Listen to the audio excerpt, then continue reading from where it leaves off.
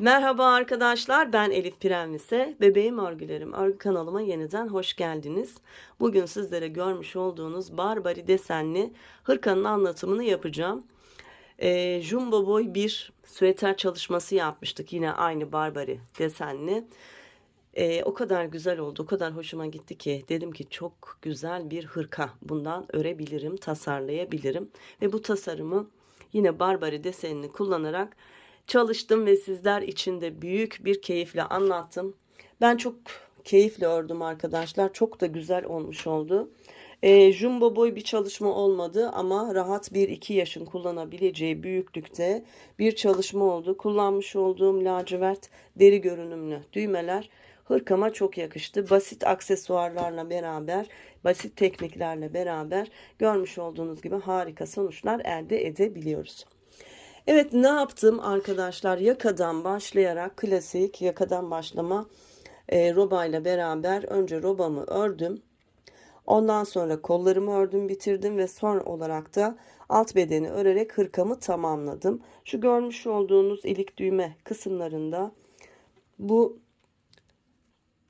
tekniği kullanarak, ilmek alarak çalıştım ve harika bir çalışma olmuş oldu. Bakın, hem içi hem dışı harika bir çalışma olmuş oldu. İp olarak yine aynı ipleri kullandım. Alize Baby Best serisiyle ördüm arkadaşlar. Süeterimizden bir miktar ipimiz artmıştı. Bir yumaktan biraz fazla ip kullanmıştık süeterimizde. Artan ipiyle hırkama başladım. O ipim bitti. İkinci yumaktan da az bir miktar kullandım. Bakın, ikinci yumaktan artan ipim bu. Bu ipimle de hırka o kadar güzel oldu ki bir bere anlatıp bu hırkayı kombin yapmayı düşünüyorum. Yani bir sonraki çalışmam bu hırkanın beresi olacak arkadaşlar. 1-2 yaşa uygun ölçülerde olduğunu söylemiştim. Şimdi santim olarak da ölçü vereyim size. Şöyle yaka lastiğimizden itibaren tuttuğumuzda bakın 35 santim uzunluğumuz var. Gayet uzun. En olarak da kol altından kol altına 29 santim enimiz var arkadaşlar. Tabi bu kullanmış olduğumuz şiş, kullanmış olduğumuz ip ve el örgümüze göre değişir. Ben orta sıklıkta bir örgü örüyorum. Şayet benimle eli aynı olan arkadaşlar varsa ölçüleriniz aynı şiş ve aynı ipi kullandığınız sürece birebir aynı olacaktır. En boy ölçüsünün haricinde kol ölçüsü vereyim. Çünkü birçok arkadaşım ölçüyle yola çıkıyor. 22,5 santim kol altından lastik ucuna kadar uzunluğum. Kol altından ölçtüğümde kol uzunluğum 22 santim.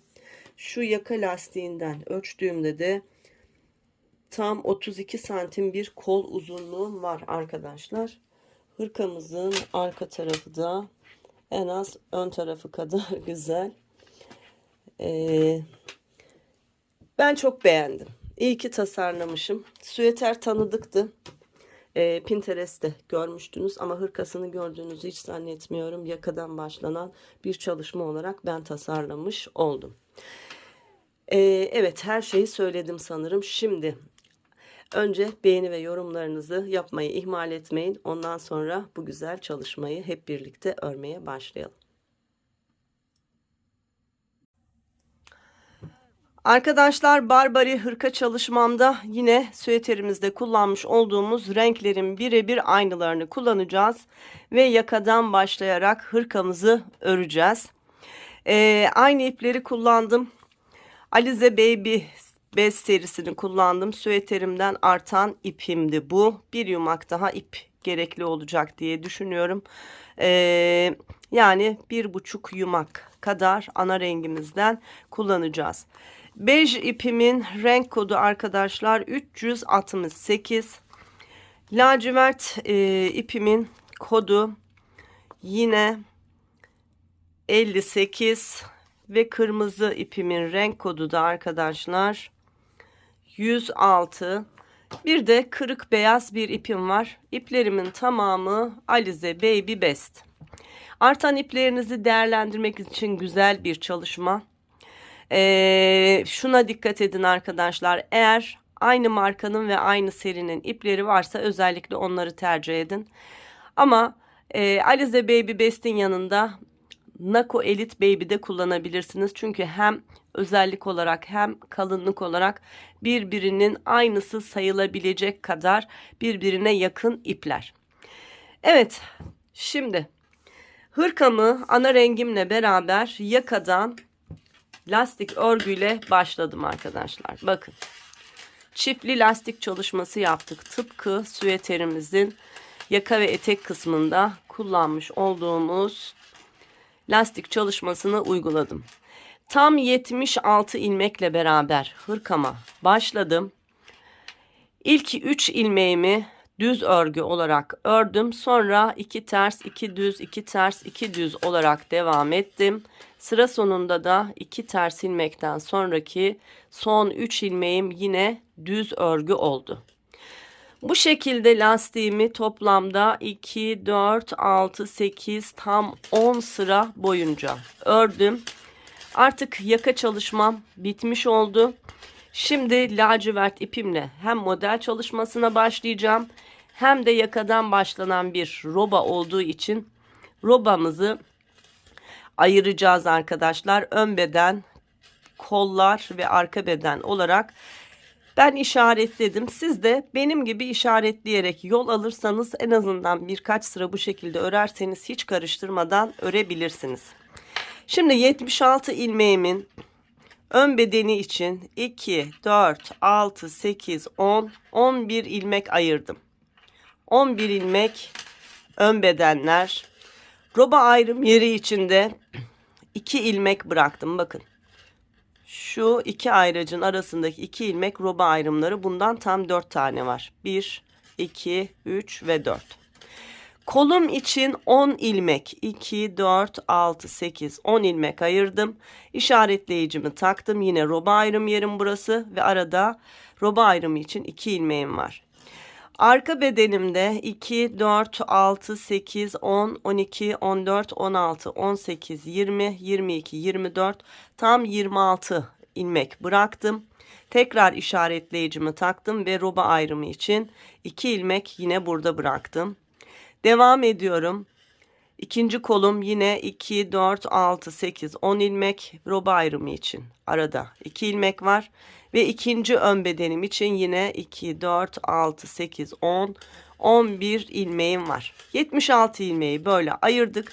Şimdi hemen model çalışmasıyla beraber örgümüzü örmeye başlayacağız.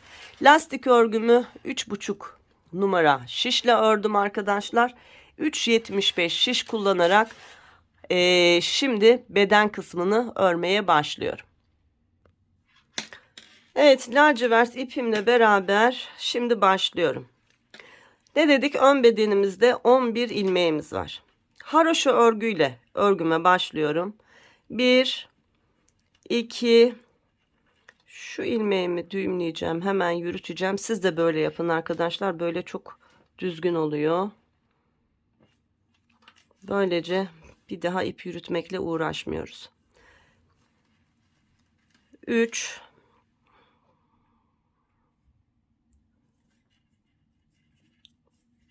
3,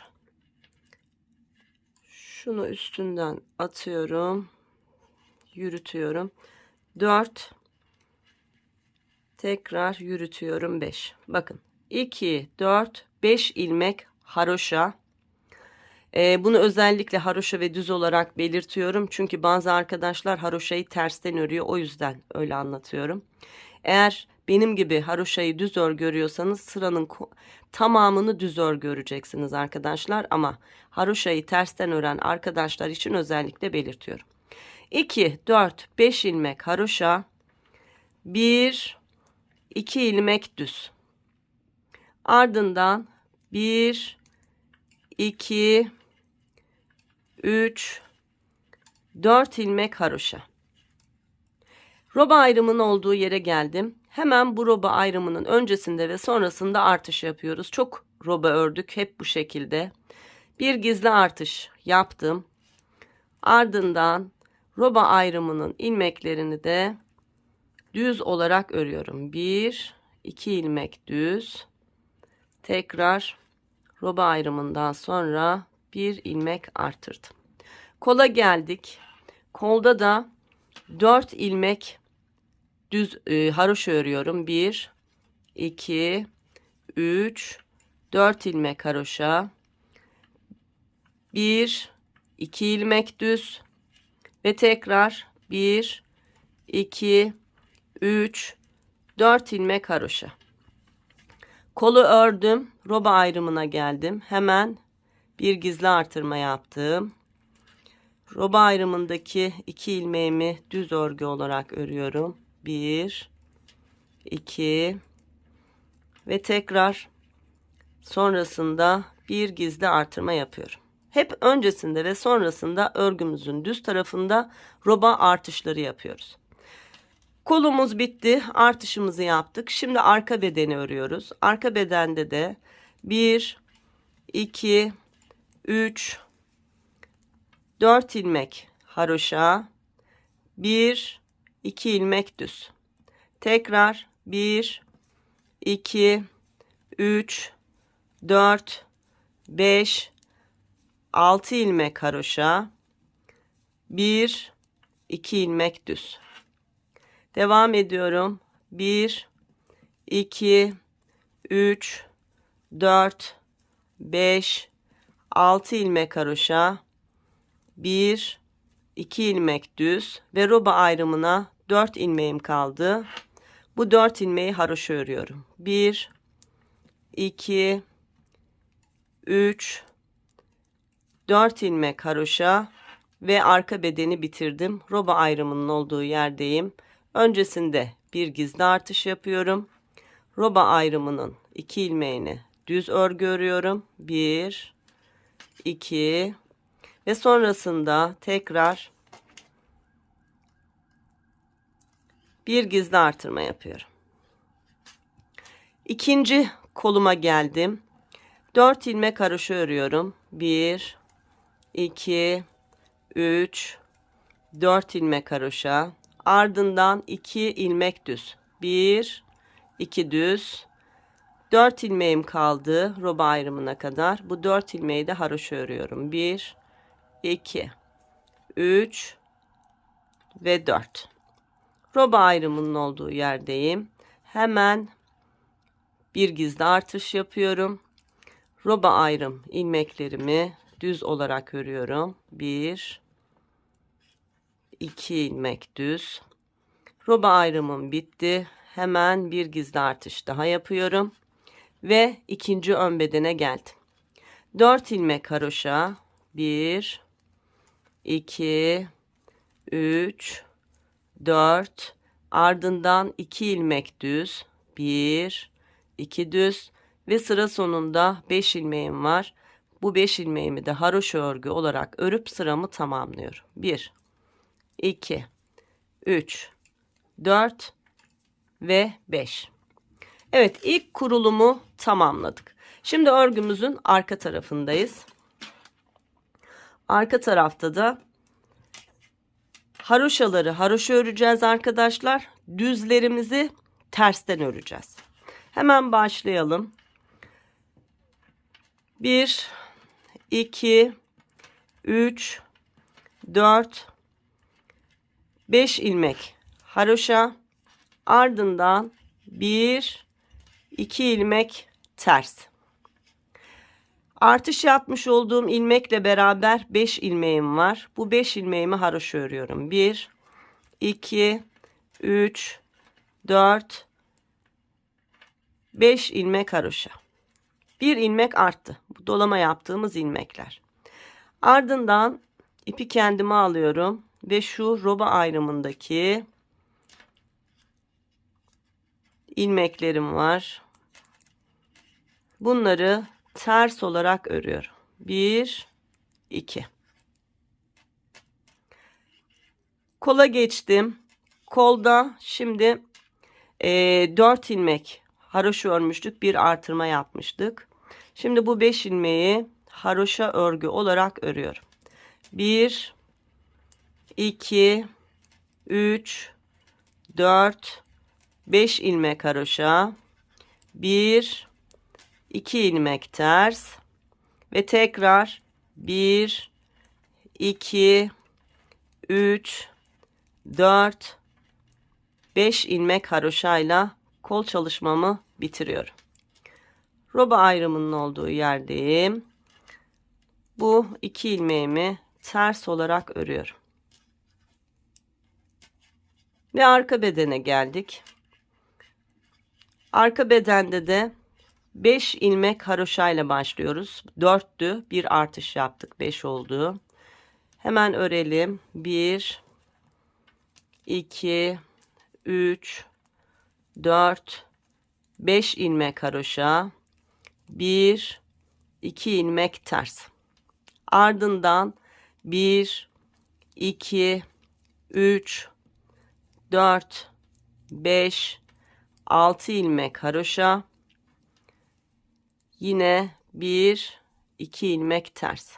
Tekrar 1, 2, 3, 4, 5, 6 ilmek haroşa, 1, 2 ilmek tersten sonra artışımla beraber 5 ilmeğim var. Bu 5 ilmeğimi haroşa örüyorum. 1, 2, 3, 4,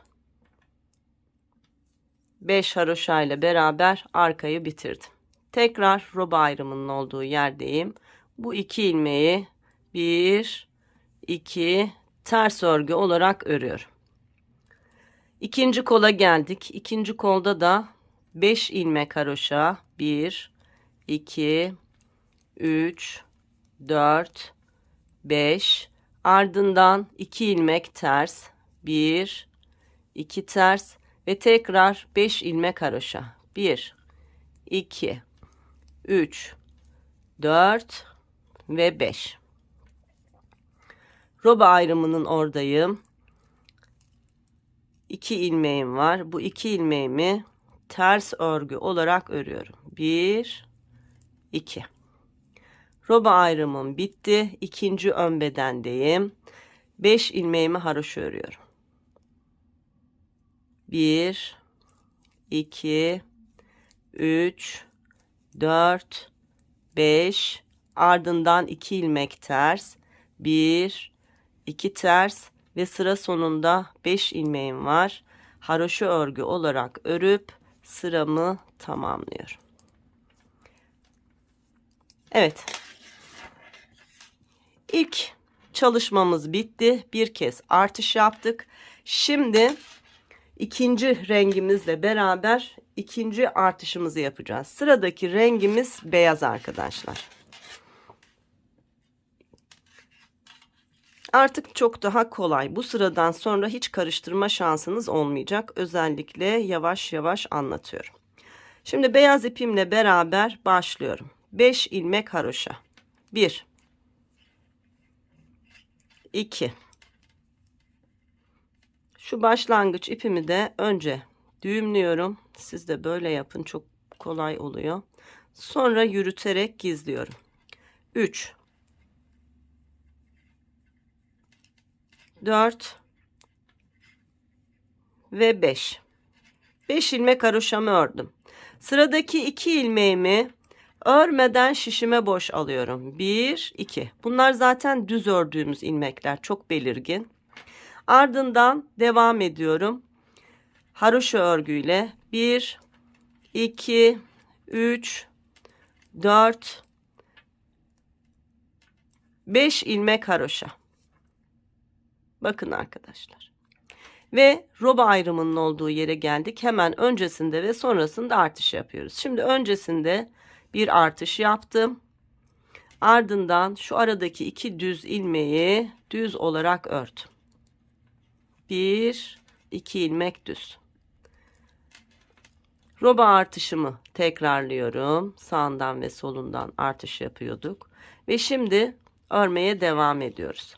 1, haroşa örgülerle 2, 3, 4, 5 ilmek haroşa örüyorum. Bakın sıradaki 2 ilmeğim düz. Bu 2 ilmeği örmeden şişime boşaldım. Tekrar haroşa ile devam ediyorum. 1, 2, 3, 4, 5 ilmek haroşa. Yine roba ayrımına geldim. Öncesinde bir artış yaptım ve aradaki 1, 2 ilmeği düz olarak ördüm ve sonrasında hemen bir gizli artış daha yaptım. Arka bedene geçtik. Haroşa örgülerle 1, 2, 3, 4, 5 ilmek ördüm. Sırada 2 düz ilmeğim var. Bu 2 düz ilmeği örmeden şişime boş aldım ve haroşa ile 6 ilmek örüyorum. 1, 2, 3, 4, 5, 6 ilmek haroşa. Ardından yine 2 düz ilmeğim var. Bu 2 düz ilmeği örmeden şişime boş alıyorum. Tekrar haroşa ile 6 ilmek örüyorum. 1, 2, 3, 4, 5, 6 haroşadan sonra tekrar 2 düz ilmeğim var. Örmeden şişime boş alıyorum. 1, 2, 3, 4, 5 ilmekle beraber arka bedenin ilmeklerini bitiriyorum.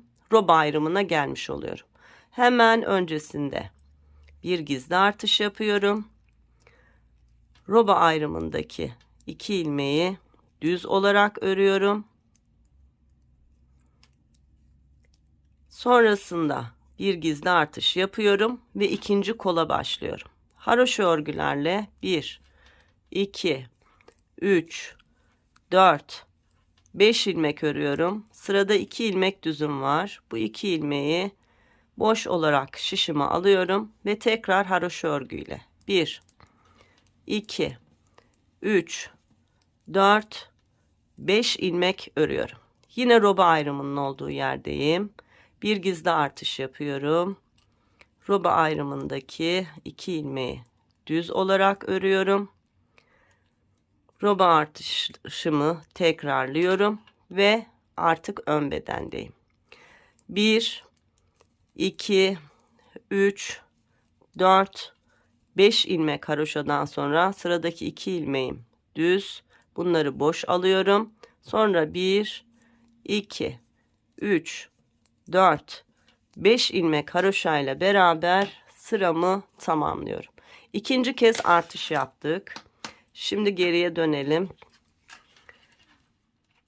Haroşa örgüyle beraber 1, 2, 3, 4, 5 ilmeğimi ördüm. Lacivert zaten iplerim çok belirgin. Boşalmış olduğum ilmekler bunlar. Bu 2 ilmeği arka sırada ters olarak örüyorum. Ardından 1, 2, 3, 4, 5 artış yaptığım ilmeğimle beraber 6 ilmek haroşa örüyorum. Şu ayraçları artık çıkartıyorum. Anlaşılır olmuştur. Roba ayrımında 2 ilmeğim var. Bu 2 ilmeğimi ters olarak örüyorum. Sonra devam ediyorum.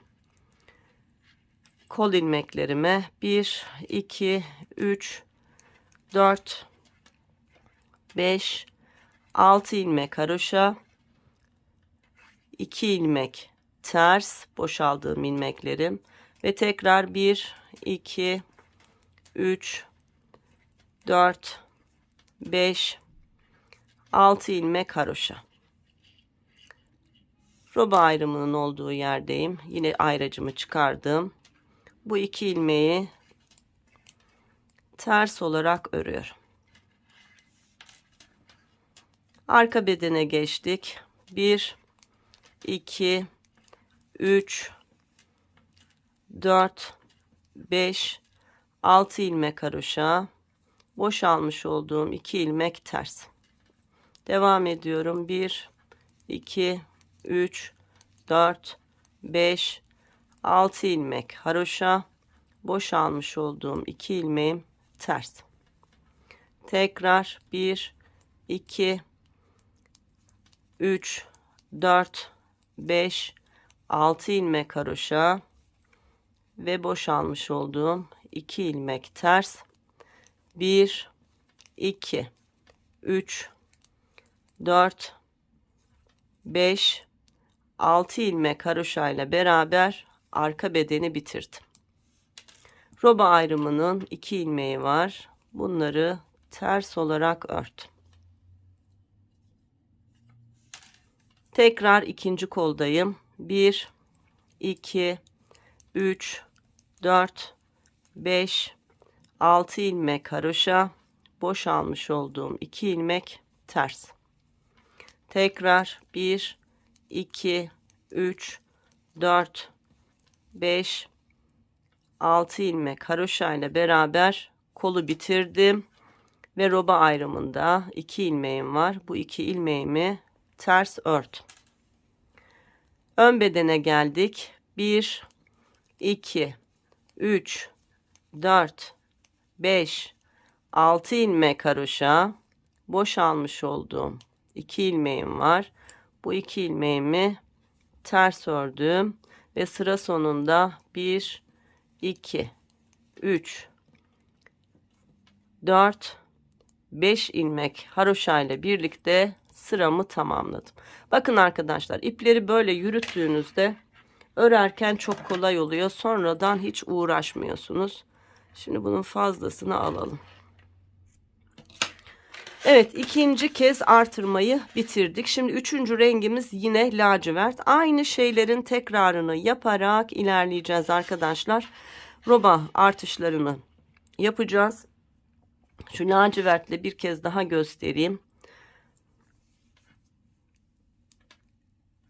1, 2, 3, 4, 5 ilmek haroşa, 2 ilmek boş. Hep aynı şeyler. 1, 2, 3, 4, 5, 6 ilmek haroşa. Bakın roba ayrım ilmeklerim burada çok belirgin.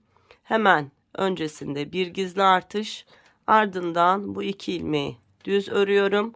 Sonrasında bir gizli artış ve kola geçtim. 1, 2, 3, 4, 5, 6 ilmek haroşamı ördüm. Sırada 2 ilmek düzüm var. Bu 2 ilmek düzü örmeden şişimi alıyorum ve devam ediyorum. 1, 2, 3, 4, 5, 6 ilmek haroşa ördüğümde roba ayrımının olduğu yere geldim. Bir gizli artış yaptım. Roba ayrım ilmeklerimi düz ördüm. Sonrasında bir gizli artış yaptım ve arka bedene geçtim. 1, 2, 3, 4, 5, 6 ilmek haroşa, 1, 2 ilmek boş. 1, 2, 3, 4, 5, 6 ilmek haroşa, 1, 2 ilmek boş. 1, 2, 3, 4, 5, 6 ilmek haroşa ve 2 ilmek boş.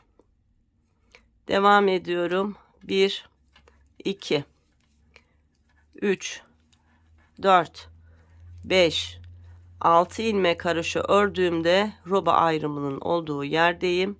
Bir gizli artış, 1, 2 ilmek düz, tekrar bir gizli artış ve ikinci koldayım. 1, 2, 3, 4, 5, 6 ilmek haroşa, 1, 2 ilmek boş, 1, 2, 3, 4, 5, 6 ilmek haroşa ve roba ayrımının olduğu yerdeyim. Hemen bir gizli artış, 1, 2 ilmek. Evet, 2 ilmek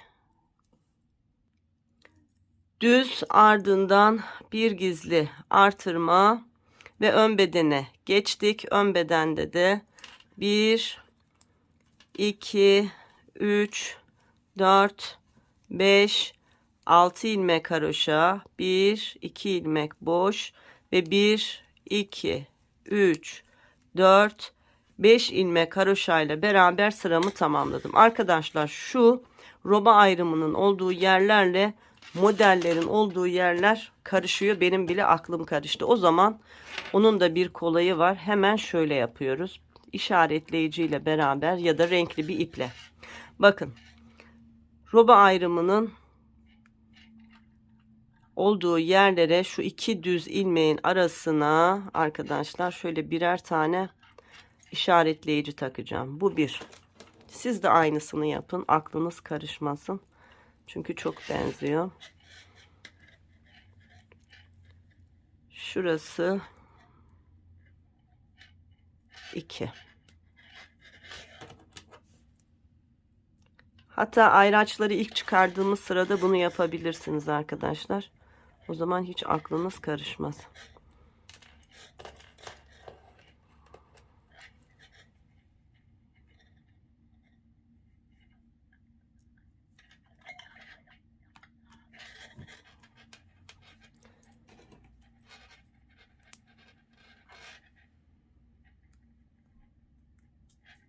Evet. Birinci, ikinci, üçüncü ve dördüncü ayracımı taktım. Şunlar ön bedenler, şunlar kollar, burası da arka beden. Şimdi arkadaşlar üçüncü kez artırmayı yaptık. Hep bu şekilde roba artışına devam edeceğiz. Sadece renk değiştireceğiz. Model çalışmamızda da önlerde şu düz ilmekleri boşalacağız. Arkalarda da bu düz ilmekleri ters öreceğiz. Bundan ibaret. Hemen süeterimde de göstereyim. Bakın. Şöyle yaka lastiğimizden başladığımızı düşünün. Şimdi bu şekilde örmeye devam ediyoruz. Bizim 1, 2, 3. sıramız. Bir lacivert, bir beyaz, bir lacivert, bir beyaz, bir lacivert. Yani 1, 2, 3 lacivert, araya 2 tane beyaz çalıştıktan sonra 3 diş haroşa boyunca bej ipimizle çalışıyoruz. Sonra bir diş boyunca kırmızı ipimizle örüyoruz. Sonra tekrar 3 diş bej ipimizle örüyoruz. Şurası ilk renk çalışmamızın bitimi. Sonrasında hep aynı şeylerin tekrarını yaparak ilerliyoruz arkadaşlar. Bu şekilde örmeye devam edelim. Robamız büyüdükçe şu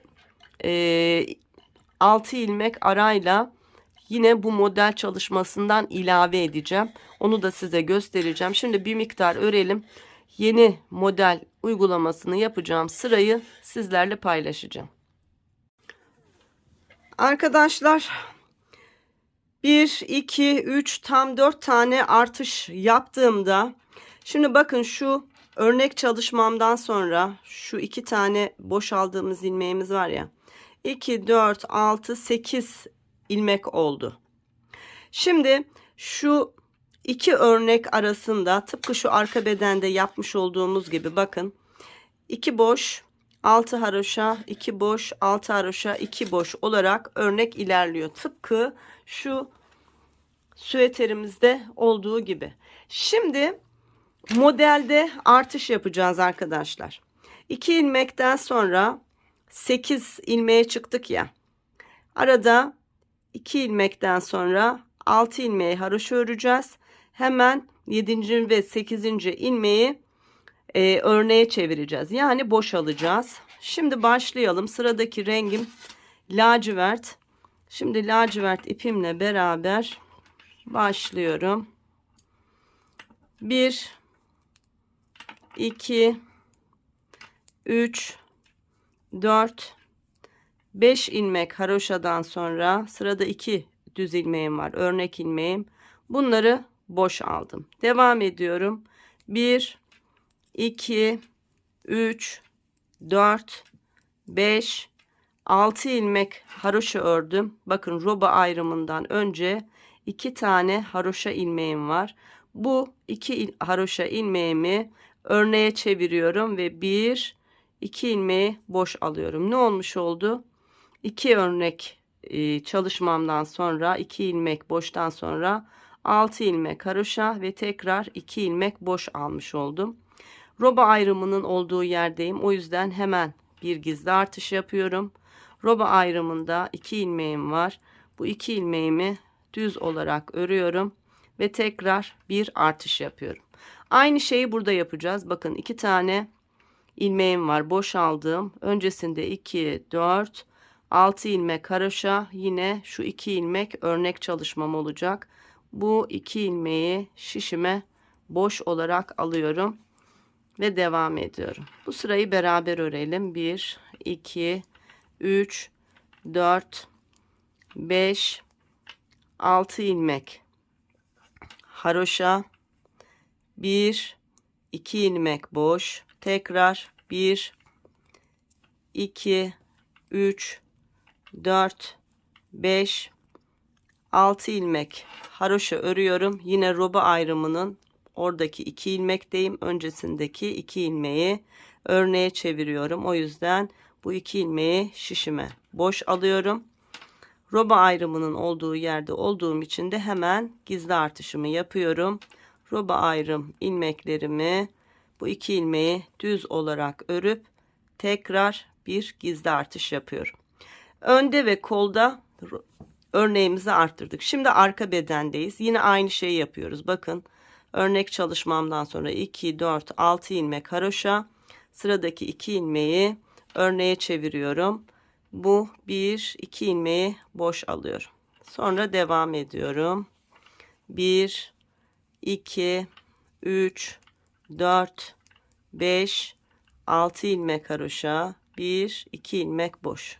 Devam. 1, 2, 3, 4, 5, 6 ilmek haroşa, 1, 2 ilmek boş. Tekrar 1, 2, 3, 4, 5, 6 ilmek haroşa, 1, 2 ilmek boş ve yine roba artışının olduğu yere geliyorum. Bakın 2 ilmeği örneğe çevireceğim. Arada 6 ilmek olacak. Örüyoruz. 1, 2, 3, 4, 5, 6 ilmek haroşa ve sıradaki 2 ilmeği boş olarak şişime aldım. Roba ayrımının olduğu yerdeyim. Bir gizli artırma, roba ayrımının 2 ilmeğini düz örüyorum ve tekrar bir gizli artış yapıyorum. Arka bedeni de bitirdik. Şimdi geldik yine ikinci kola. Bakın örnek burada 2, 4, 6 haroşadan sonra 2 haroşa ilmeğimi modele çeviriyorum. O yüzden 1, 2 ilmeği şişime boş aldım. Devam ediyorum. 1, 2, 3, 4, 5, 6 ilmek haroşa, 1, 2 ilmek boş. Tekrar 1, 2, 3, 4, 5, 6 ilmek haroşa ördüğümde yine roba ayrımının oradayım. 2 tane haroşa ilmeğim var. Bunları da örneğe çeviriyorum. 2 ilmeği şişime boş alıyorum. Hemen bir gizli artırma. 1, 2 ilmeği roba ayrımı için düz ve tekrar sonrasında bir gizli artırma. Son kez burada yapıyoruz. 2, 4, 6 haroşadan sonra bu 2 ilmeği şişime boş alıyorum. Örnek olarak başlatıyorum ve devam ediyorum. 1, 2, 3, 4, 5, 6 ilmek haroşa. Örnek çalışmam. 2 ilmek boş ve 1, 2, 3, 4, 5 ilmek haroşayla sıramı tamamlıyorum. Yani ne yapmış olduk arkadaşlar? Şu roba ayrımlarının olduğu yerlere sağına ve soluna tıpkı şu model çalışmasının aynısını kurmuş olduk. 4 tane roba ayrımı var ve her birinin sağına soluna birer örnek eklemiş olduk. Evet, şimdi bu şekilde öreceğiz arkadaşlar. Ta ki aynı şey olana kadar. Şimdi artırarak devam edeceğiz. Her düz sırada robamızı artıracağız. Arka sırada sadece var olan ilmekleri modele göre öreceğiz.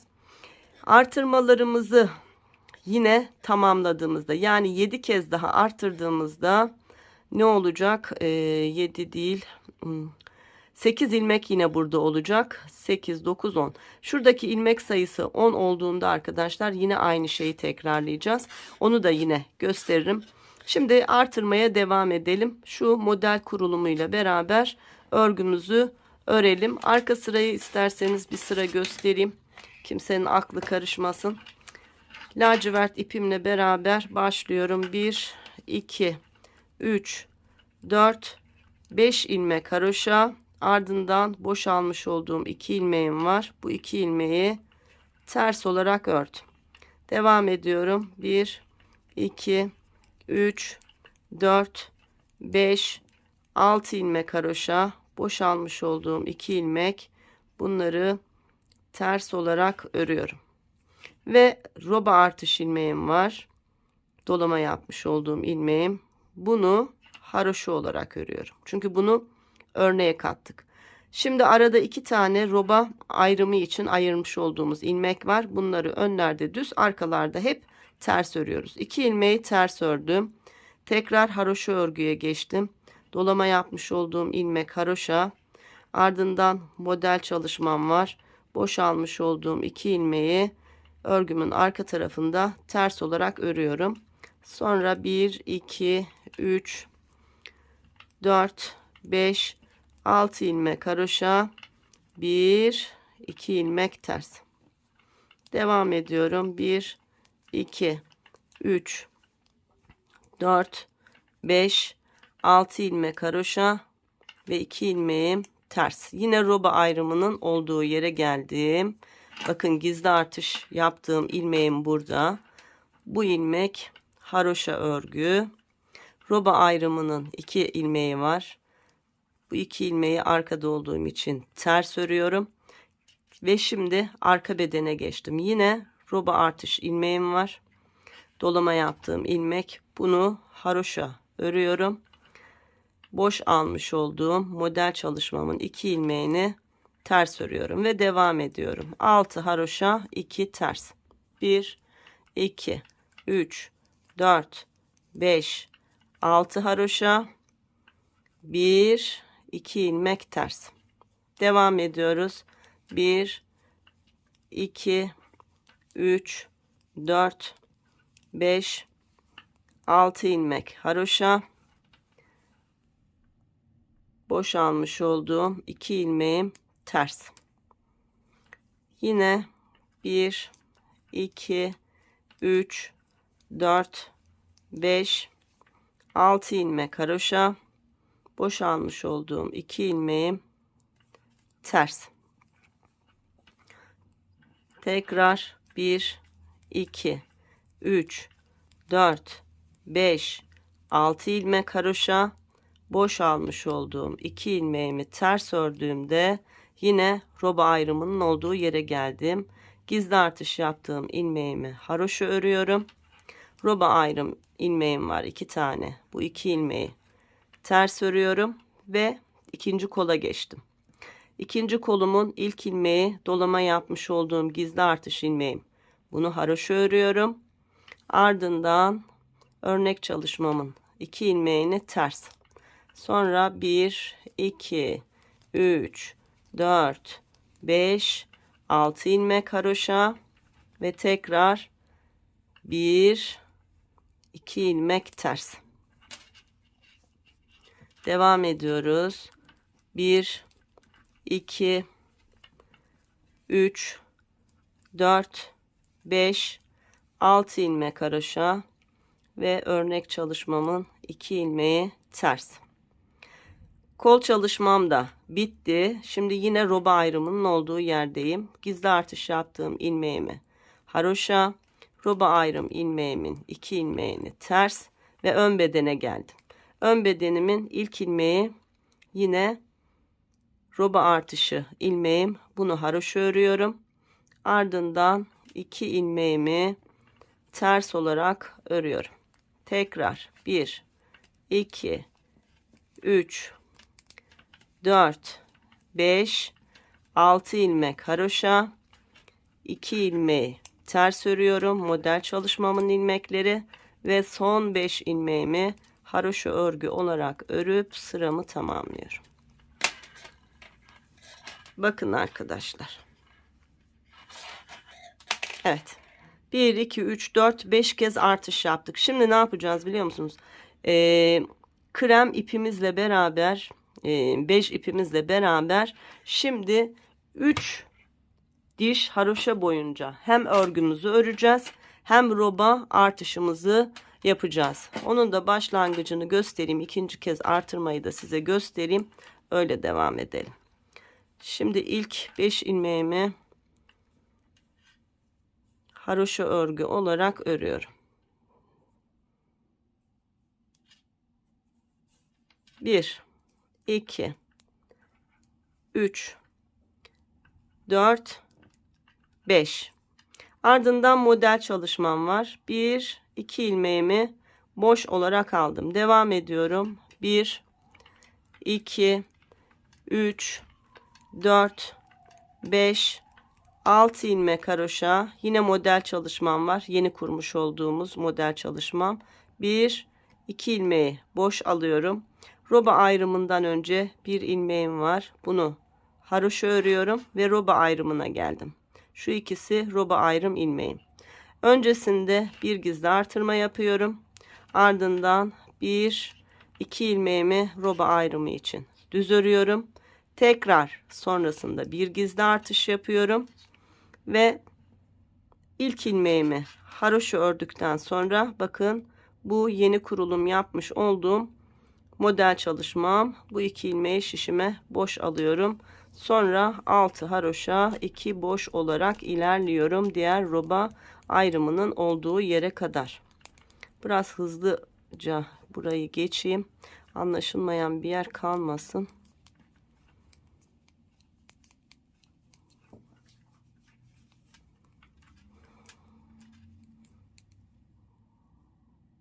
Evet, roba ayrımının olduğu yere geldim arkadaşlar. Bakın 2 4 6 haroşadan sonra sıradaki 2 ilmeği boş aldım, model çalışmam.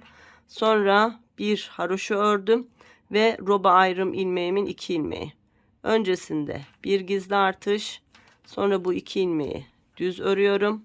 Sonrasında bir gizli artış, ardından sıradaki ilmeği haroşa ördükten sonra örnek çalışmam başlıyor. Bu 1 2 ilmeği boş alıyorum. Sonra 6 haroşa 2 düz. 1 2 3 4 5 6 haroşayı ördüm. 2 düz ilmeğimi gördüm. Boş aldım. Tekrar 1 2 3 4 5 6 haroşamı ördüm. Model çalışmamın olduğu yer. 2 ilmeği boş aldım. Ve devam ediyorum. 1 2 3 4 5 6 ilmek haroşa, 1 2 boş. 1 2 3 4 5 6 ilmek haroşa, 1 2 boşu ördüğümde yine roba ayrımının olduğu yerdeyim. Roba ayrım ilmeğimden önce bir ilmek haroşam var, onu örüyorum. Şunlar roba ayrım ilmeklerim. Öncesinde bir gizli artış, ardından bu 2 ilmeği düz örüp tekrar bir gizli artış yapıyorum. Sıradaki ilmeğimi haroşa örüyorum. Sonra model çalışmam var. 1 2 ilmeği şişime boş aldım ve devam ediyorum. 1 2 3 4 5 6 ilmek haroşa, 1 2 ilmek boş. 1 2 3 4 5 6 ilmek haroşa, 2 ilmek boş aldığımda son roba ayrımının olduğu yerdeyim. Öncesinde bir ilmeğim var. Bunu haroşa örüyorum. Ardından gizli artışımı yapıyorum. Roba ayrımının 2 düz ilmeğini düz olarak örüp tekrar bir gizli artış yapıyorum. Bir ilmek haroşa, 1 2 ilmek boş model çalışmam için, ardından 1 2 3 4 5 6 ilmek haroşa, örnek çalışmam için 2 ilmek boş ve tekrar 1 2 3 4 5 ilmekle beraber sıramı tamamlıyorum. 1-2 sıra ördükten sonra arkadaşlar çok daha güzel görünecek. Şimdi şurası roba artış yerlerimiz ya, 4 tane var. Yine arka sırayı ördükten sonra geleceğiz. Model çalışmamızdan sonra bu kez 2 ilmek ördükten sonra bakın hep şu roba ayrım ilmeğinin sağından ve solundan artış yapıyoruz ya. Dolayısıyla şu örnek çalışması da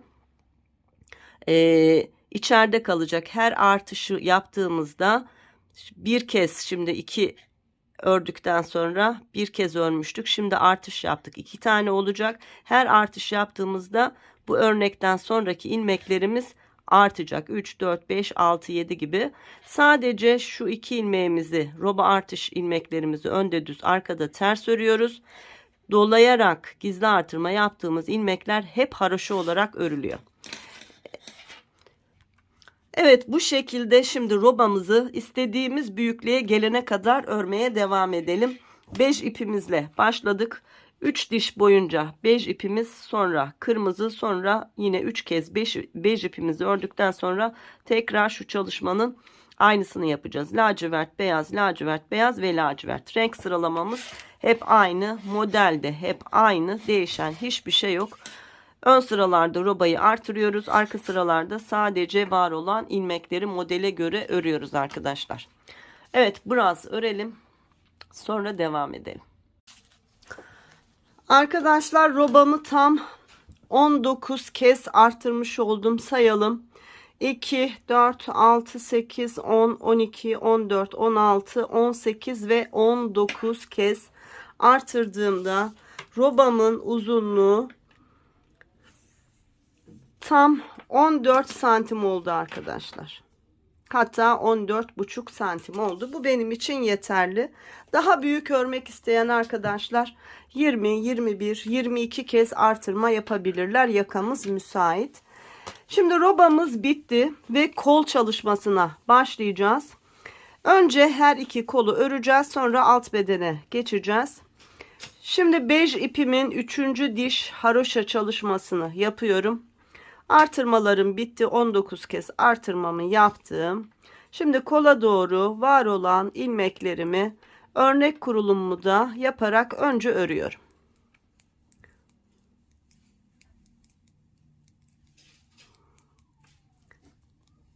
Evet, kola kadar bu şekilde örelim.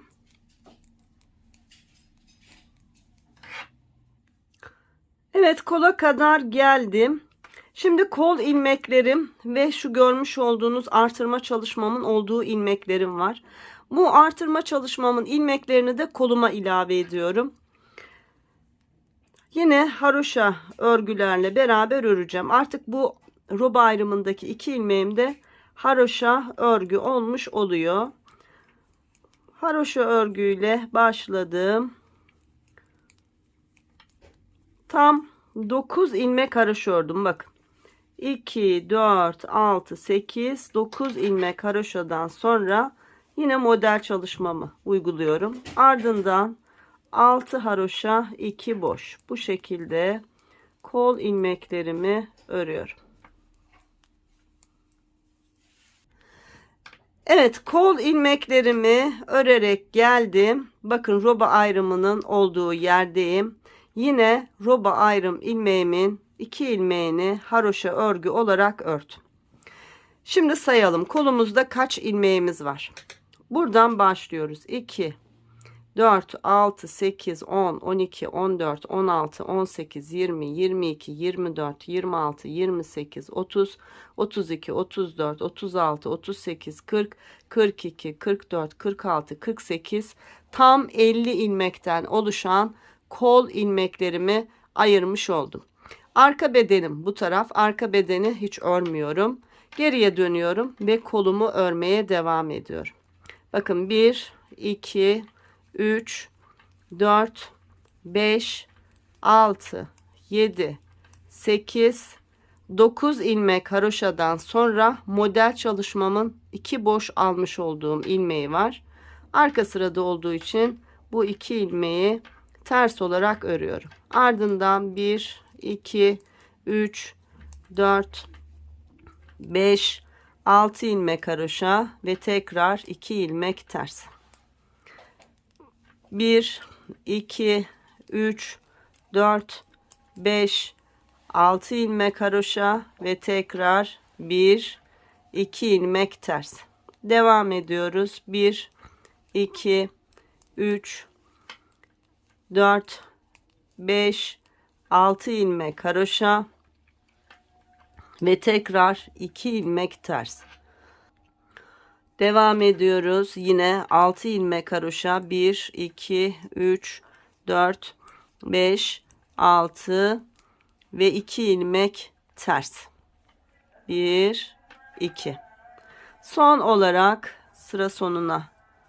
Evet, geldik. 9 ilmek haroşa ile birlikte kolu tamamlıyorum. 1, 2, 3, 4, 5, 6, 7, 8, 9. Ön bedenimde kaç ilmeğim kaldı onu da söyleyeyim. 2, 4, 6, 8, 10, 12, 14, 16, 18, 20, 22, 24, 26, 28. Tam 30 ilmek önümde kaldı. 50 ilmek de kolumda kaldı. Şimdi kolumu bu şekilde hep örmeye devam edeceğim. 3 diş bej ipimden sonra şimdi kırmızı ipime geçeceğim. Kırmızı ipim burada bağlıydı. Biraz uzun bıraktım. Ve geliyorum. Burada koluma bağlıyorum arkadaşlar. Artık bundan sonra hep bunun tekrarını yapacağız. Kolda 1-2 kesme yapacağım. Yaparken de göstereceğim. Şu anda değişen hiçbir şey yok. Var olan 50 ilmeğin ilk 9 ilmeği haroşa. Bakın. 2, 4, 6, 8, 9 ilmek haroşa. 2 boş. 6 haroşa, 2 boş. 6 haroşa, 2 boş. Bu şekilde öreceğim. Sıra sonunda 9 ilmeğim kalacak. O 9 ilmeğimi de haroşa örgü olarak örüp sıramı tamamlayacağım. Şimdi öreyim hızlı bir şekilde.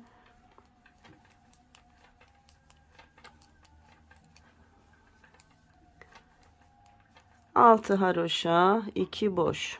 1, 2, 3, 4, 5, 6 haroşa, 1, 2 boş. Tekrar 1, 2, 3, 4, 5, 6, 7, 8, 9 haroşayla sıramı tamamladım. Sadece 50 ilmekten oluşan kolumuzu yine aynı şekilde model kurulumu ve renk geçişleri sağlayarak örmeye devam edelim. 1-2 kesme yapacağım. Kol hafif aşağıya doğru daralsın diye. Bu şekilde örelim. Kesmelere birlikte devam edelim. Arkadaşlar, kol ilmeklerimi örerek ilerledim. Bakın, kol altından sonra desen çalışması olarak söylediğimizde bej çalışmamı bitirdim. Lacivert, beyaz, lacivert, beyaz, lacivert, ardından 3 bej, 1 kırmızı, 3 bej olarak örgümü ördüm. Toplamda kaç santim ördüm hemen onu da söyleyeyim. Kola ayırdıktan sonra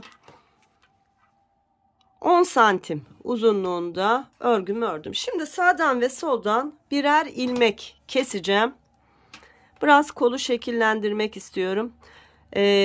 3 tane bejden sonra lacivert ipimle örgümü öreceğim. Bakın burada da kenarları böyle ipleri yürüterek ilerledim. Şimdi şu ilk ilmeğimizi haroşa örgü olarak örelim önce. İpimizi yürütelim. Ardından sıradaki ikinci ve üçüncü ilmeği birlikte örelim. Ne yapmış olduk? Bir taraftan bir ilmek eksiltmiş olduk. Şimdi devam edeceğiz. Sıra sonunda 3 ilmeğim kalana kadar örüyorum.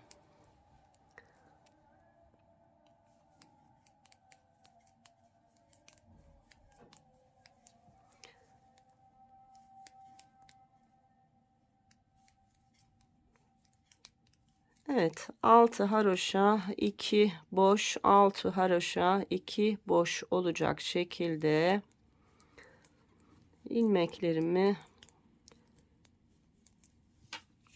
örüyorum. Ta ki son 3 ilmeğim kalana kadar.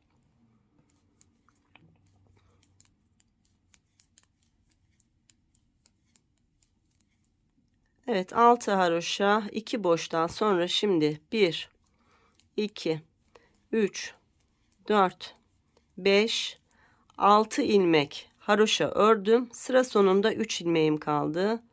Bu 2 ilmeğin yönünü değiştirerek ikisini birlikte ördüm. Bir ilmek de burada eksilttim. Son ilmeğimi de haroşa örgü olarak ördüm ve sıramı tamamladım. Sağdan ve soldan birer eksiltme yaptım. 50 ilmeğimiz vardı. Şu anda 48 ilmeğe düşmüş oldu.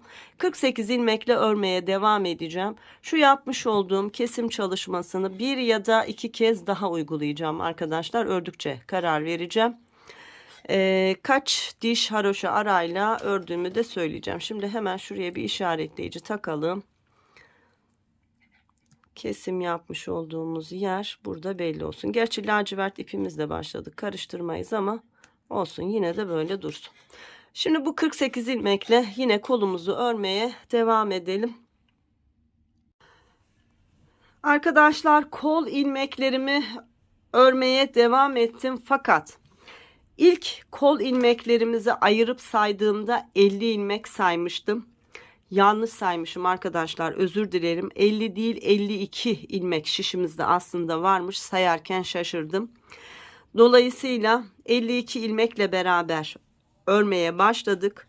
Ve ilk kol kesimini yaptığımızda şurada bir kesim yapmıştık lacivert ipimizde. Sağdan ve soldan birer ilmek kestik. 50 ilmeğimiz kalmış oldu.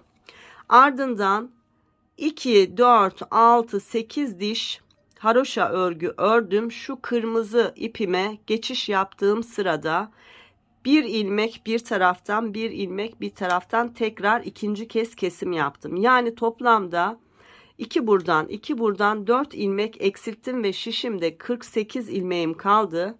48 ilmeğimle beraber de 2, 4, 6, 8 diş haroşa boyunca ördüm. Yani 5 ile olan renk sıralamamı tamamladım. Ardından lacivert, beyaz, lacivert, beyaz, lacivertli sıramı tamamlamış oldum. Modeli bitirmiş oldum yani. Ve şimdi bizim için bu yeterli bir kol uzunluğu olmuş oldu. Hemen santim olarak da ölçü vereyim. Şöyle kol altından itibaren tuttuğumda arkadaşlar 19,5 santim civarı, hatta 20 santim bile diyebiliriz, bir kol uzunluğuna erişmiş olduk. Şimdi artık lastik örgüye geçeceğiz ve lastik bantımızla beraber ilk kolumuzu tamamlamış olacağız. 48 ilmeğimizden ilmek eksilteceğiz arkadaşlar. Kaç ilmek eksilteceğiz hemen söyleyeyim. 2, 4, 6 ilmek eksilteceğiz ve tıpkı şu etek lastiğini 3,5 numarayla örmüştüm ya. Şimdi 3,5 numarayla yine örgümü öreceğim. 5 ipimle, ana rengimle beraber önce bir sıra düz örgü öreceğim. Bu düz örgümü örerken de 6 ilmeğimi keseceğim arkadaşlar. Şimdi başlıyorum düz örgüyle beraber. İlk ilmeğimi de dahil ördüm. Ardından 2, 3, sıradaki 2 ilmeği birlikte örüyorum. 4, bir ilmek eksilttim. 5, 6, 7, 8, 9, 10, bir ilmek daha eksiltelim. Sıradaki 2 ilmeği birlikte ördük. 11, 12, 13, 14, 15, 16, 17, bir ilmek daha eksiltelim. 2 ilmeği birlikte örelim. 18, 19, 20, 21, 22, 23, 24, 25, bir ilmek daha eksiltelim. 2 ilmeği birlikte örelim. 26. Kaç tane eksilttik? 1, 2, 3, 4 tane eksilttik sanırım. Kontrol edeceğim sıra sonunda. Örüyorum. 27, 28, 29, 30, 31, 32. Tekrar 2 ilmeği birlikte örelim. 33, 34, 35, 36, 37, 38, sıradaki 2 ilmeği birlikte örelim. 39, 40. Şimdi sayacağım. 2, 4, 6, 8, 10, 12, 14, 16, 18, 20, 22, 24, 26, 28, 30, 32, 34, 36, 38, 40. Evet, 6 kez kesmiş olduk. Son 2 ilmeğimi de düz örgü olarak ördüm. 42 ilmeğe ilmek sayımı düşürdüm. Artık 42 ilmekle ve 3,5 milimetre şişimle beraber kol bantımın lastiğini örebilirim. Tıpkı etek kısmında yaptığımız gibi 3 ilmekle başlayacağız. Yani 3 düz ile başlayacaksak 3 tane terste bitirmemiz lazım ki birer ilmeğimiz yine dikişe girecek. Tersle başlayalım. Ön tarafta düz olsun. 1, 2, 3 ilmek ters. Ardından 1, 2 ilmek düz. 1, 2 ilmek ters. 1, 2 ilmek düz, tekrar 1, 2 ilmek ters. Bu şekilde örelim. 2 düz, 2 ters olacak şekilde. Sıra sonunda 3 ilmeğimiz kalacak. Onun da 3 düz ilmek olması lazım ki dikildiğinde 2 düz, 2 ters olan çalışmamız devam etsin. Evet, 2 düz 2 ters lastik örgümle ördüm. En son 2 ters örgümden sonra 3 ilmeğim kaldı. Bu 3 ilmeğimi de düz olarak örüp sıramı tamamladım. Evet, lastik kurulumumuzu yaptık. Şimdi örgümüzün ön sırasında örmeye devam ediyoruz. Terslerin üzerine ters, düzlerin üzerine düz. Arka sırada düz ördüğüm 3 ilmeğim var. Ön sırada bunlar ters oldu. İlk ilmekleri yine örerek örgümüze başlayalım. Buralar dikilecek, düzgün olsun. Ardından 2 ters, 2 düz. 2 ters, 2 düz.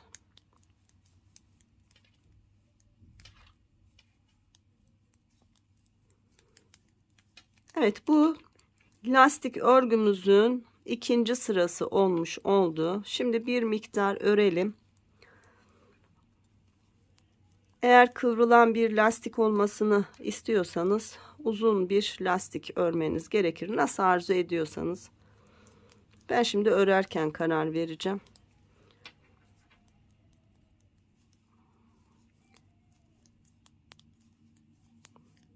Evet, bu şekilde lastik örgümüzü bir miktar örelim. Sonra kol kesimiyle devam edelim. İkinci kolumuzu da aynı şekilde öreceğiz ve bitireceğiz. Bakın 2 tersten sonra sıra sonunda 1, 2, 3 ilmek düzle beraber sıramı tamamladım. Evet, bir miktar örüp devam edelim. Evet arkadaşlar, ben lastik çalışmamı bakın 2, 4, 6, 8, 10 sıra ördüm. Şimdi 11. sırada örerek kesme tekniğiyle öreceğim ve keseceğim. Daha uzun lastik örmek isteyen arkadaşlar istediği uzunlukta lastik örebilirler. 2 katı örerek katlamalı olarak kullanabilirler. Nasıl arzu ederseler. Şimdi kesime başlıyorum. İlk ilmeğim ters örgü, ters olarak ördüm. Yanındaki ilmeğim yine ters. Onu da ördüm. Arkadaki ilmeği üzerinden geçirdim. Sıradaki ilmeği ters olarak ördüm. Fakat ipimi sıkmıyorum arkadaşlar. Esnek bir kesim olsun istiyorum. Arkadaki ilmeği üzerinden geçiriyorum. Sıradaki ilmeğim düz. Önce düz örgü olarak yine sıkmadan örüyorum. Sonra arkadaki ilmek üzerine. Sıradaki düz ördüm ve arkadaki ilmek üzerine. Düzleri düz, tersleri ters olacak şekilde örüp öyle kesiyoruz. Ve dikkat etmemiz gereken şey sıkmadan bol örgülerle örüp böyle esnek, düzgün bir kesim yapmak. Bu şekilde var olan ilmeklerimizin tamamını keselim.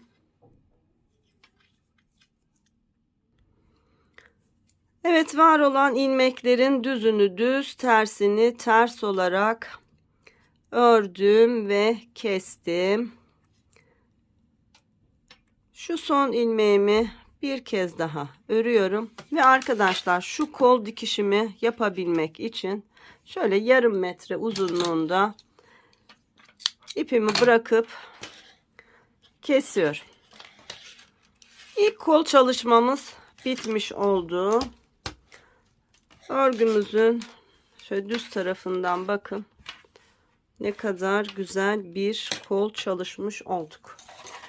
Şimdi ölçü de alalım. Kolumuzun son ölçüsü kaç santim oldu? Hemen kol altımızdan ölçtüğümüzde arkadaşlar tam 21,5. Şöyle esnettiğimizde 22 santim uzunluğunda bir kol örmüş olduk arkadaşlar. Bakın esnetince uzuyor. 23'e kadar uzanıyor ama 21,5-22 santim civarı. Bu bizim için zaten yeterli bir ölçü. Evet, şimdi ilk kolumuzu bitirdik. Ne yapmıştık? Ön bedenden başlamıştık.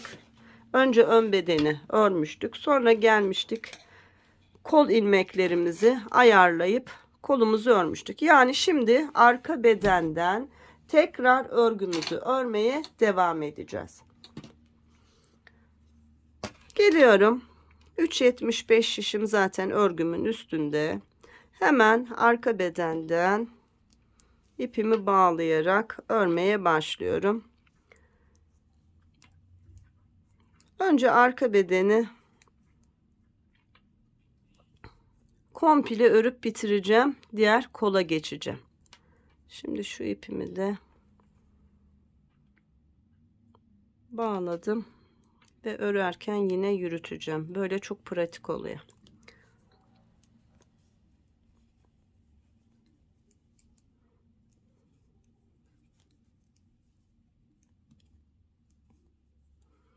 Arka bedende 2, 4, 6, 7 ilmek haroşa örgüm var. Ardından 2 ilmek boş. Örnek böyle başlıyor.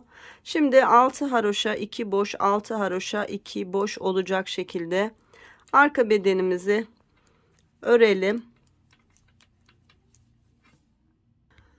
Evet, arka beden ilmeklerimi ördüm. Roba ayrımına kadar şu 2 boş ilmekten sonra 1, 2, 3, 4, 5, 6, 7 ilmek haroşa ördüm.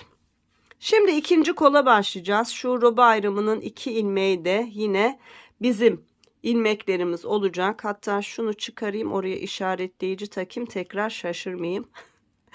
Bu kez 52'yi sayalım sizinle birlikte. Hatta örerek gidelim, sayalım. Evet, şimdi ikinci kola başlıyoruz arkadaşlar. Diğer roba ayrımının 2 ilmek düzü de dahil olacak şekilde örelim. Örneği söylemiyorum, sadece sayıyorum. Zaten haroşa örgüyle başlıyoruz. 3, 4, 5, 6, 7, 8, 9 ilmek haroşadan sonra örnek geliyor. 10, 11, 12, 13, 14, 15, 16, 17, 18, 19, 20, 21, 22, 23, 24, 25, 26, 27, 28, 29, 30, 31, 32, 33, 34, 35, 36, 37, 38, 39, 40, 41, 42, 43, 44, 45, 46, 47, 48, 49, 50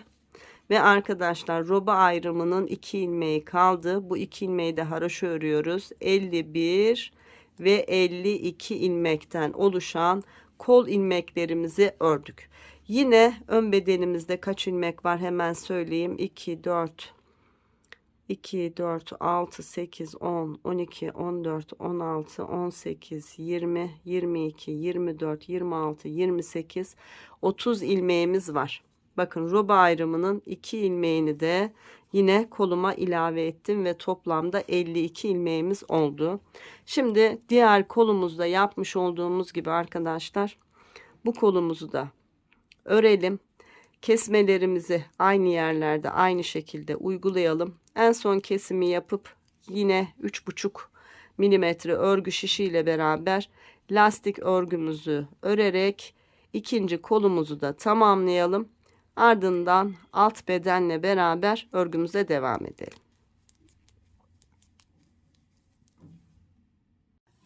Evet arkadaşlar, ikinci kolumu da tıpkı birinci kolumda olduğu gibi ördüm ve bitirdim. Şimdi bu kolumda da yine ipimi kol dikişimi yapabilecek kadar uzunlukta kesiyorum ve bitiriyorum.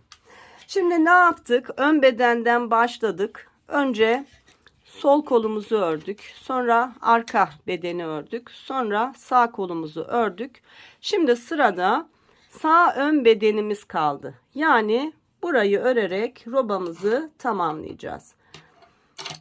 Şimdi geliyorum.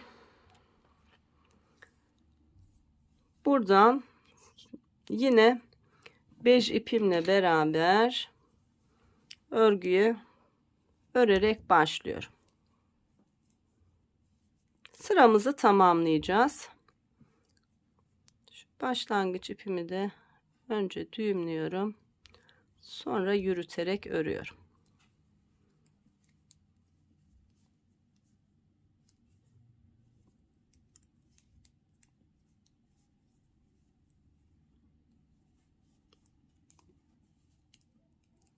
Evet, bu şekilde sırayı bir tamamlayalım.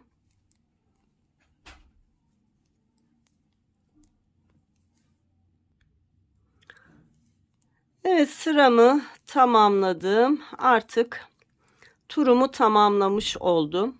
Şimdi örgümün arka tarafından ilmeklerimi öreceğim ve ön bedenle arka bedeni de birleştirmiş olacağım. Hemen başlayalım. Yine model çalışmamı uygulayarak kol altına kadar ilmeklerimi örüyorum.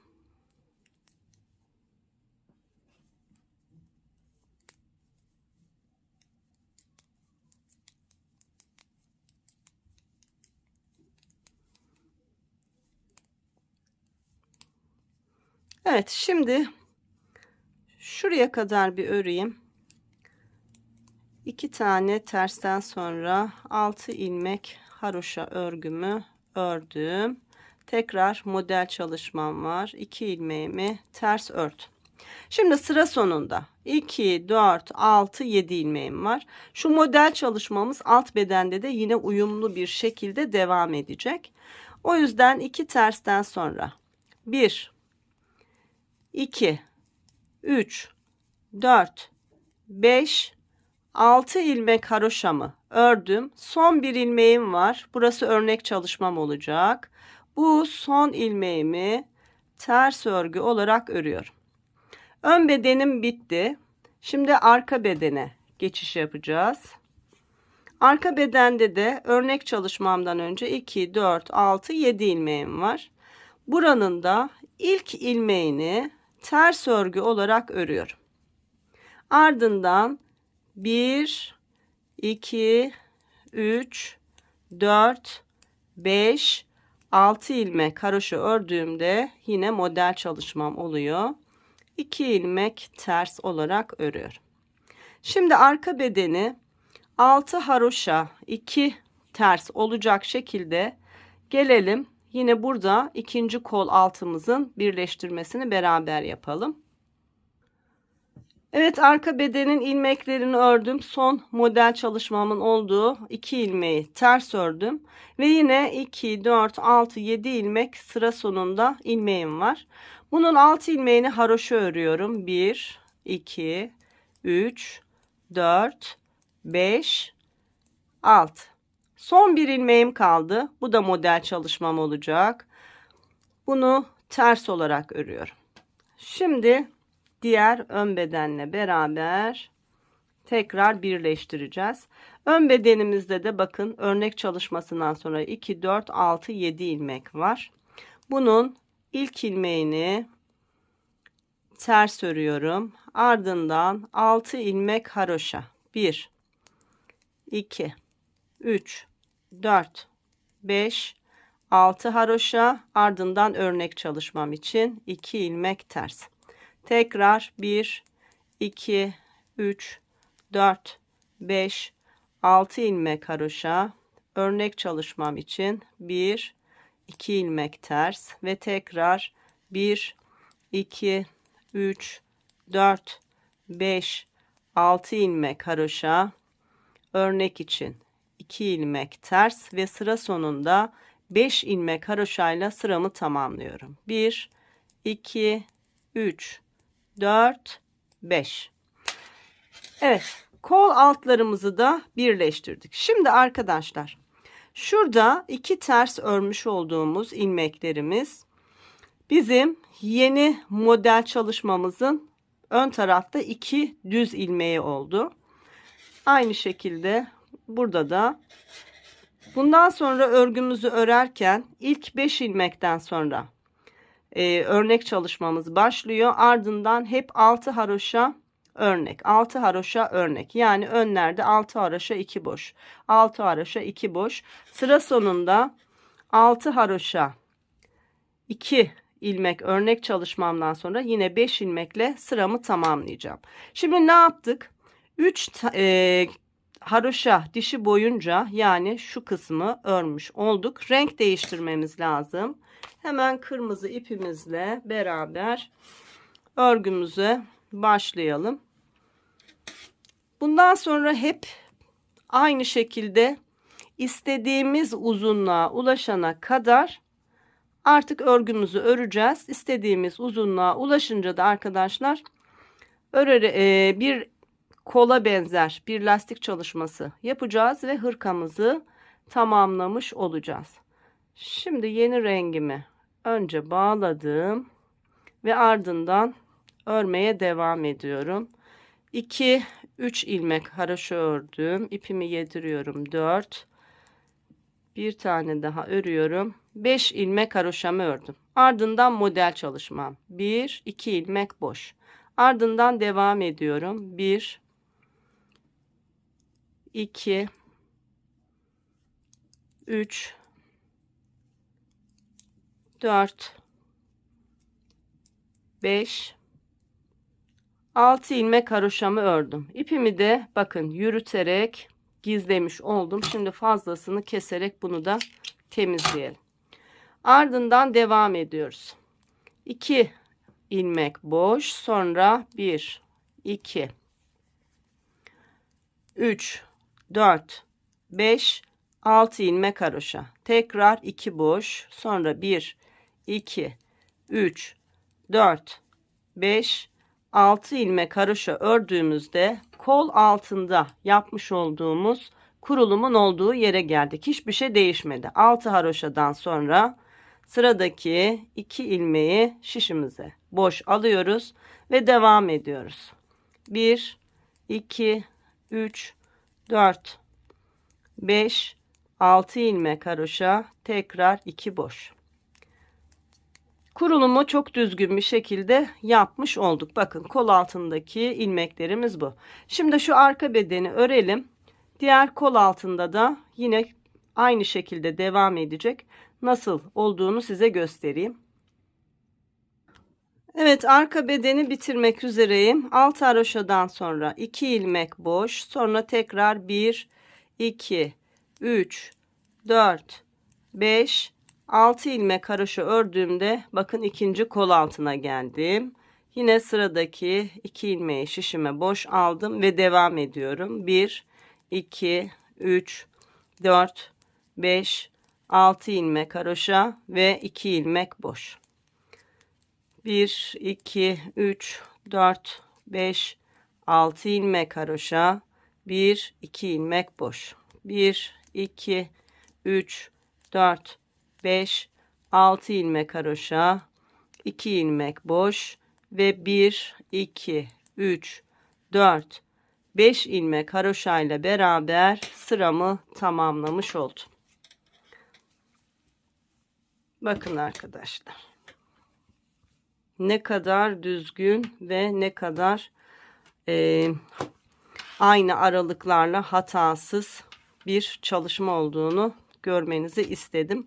Bu şekilde örmeye devam edeceğiz. Kol boyumu ve roba uzunluğumu söylemiştim. Çalışmamız bittiğinde bütün ölçüleri size yeniden tekrar vereceğim. Şimdi istediğimiz uzunluğa şu arka alt bedenimiz ulaşana kadar örmeye devam edelim. Ondan sonra zaten bu ön tarafta ilik düğme kısmının lastik çalışması var. Onu da yaparak hırkamızı tamamlayalım. Evet arkadaşlar, hırkamı kol altından itibaren yine model çalışmamı uygulayarak renk sıralamamı da aynı şekilde yaparak ördüm. Bu benim için yeterli bir uzunluk. Şöyle yakadan tuttuğumda tam 31 santim uzunluğunda bir örgü elde etmiş oldum. Enimize göre boyumuz oldukça uygun. Şimdi en son lacivert, beyaz lacivert olan çalışmamı yaptım. Yani şöyle yola çıkalım. 1 2 3 4 5 tane lacivert, beyaz lacivert, beyaz lacivert olan çalışmamı yaptıktan sonra artık etek lastiğimle beraber örgüme devam edeceğim. Etek lastiğimizi tıpkı kol lastiğimiz gibi öreceğiz ve artık bitireceğiz. Şimdi etek lastiğine başlarken önce bej ipimle beraber bir sıra düz örgü örüyorum ki renkler birbirine karışmasın, düzgün bir alt zemin oluşturabilelim. Evet, var olan ilmeklerimizi bu şekilde düz örgülerle önce örelim ve sıramızı tamamlayalım. Evet, düz örgülerle beraber sıramı tamamladım. Şimdi örgümüzün arka tarafında lastik örgümüze başlayacağız ve 3,5 milimetre örgü şişimle tıpkı kol ucunda yaka lastiğinde kullanmış olduğum şişimi kullanacağım. Şimdi örgümüzün arka tarafında 2 düz 2 ters lastik örgüyle yine örgümüzü öreceğiz. Fakat başlangıçtaki 3 ve sondaki 3 ilmeğimiz önlerde düz, arkalarda ters olarak olacak. Şimdi örgümüzün arka tarafı olduğu için ters örgüyle lastik örgüme başlıyorum. 1 2 3 ilmek ters, ardından 1 2 düz, 1 2 ilmek ters, 2 düz, 2 ters. Bu şekilde örmeye devam edelim.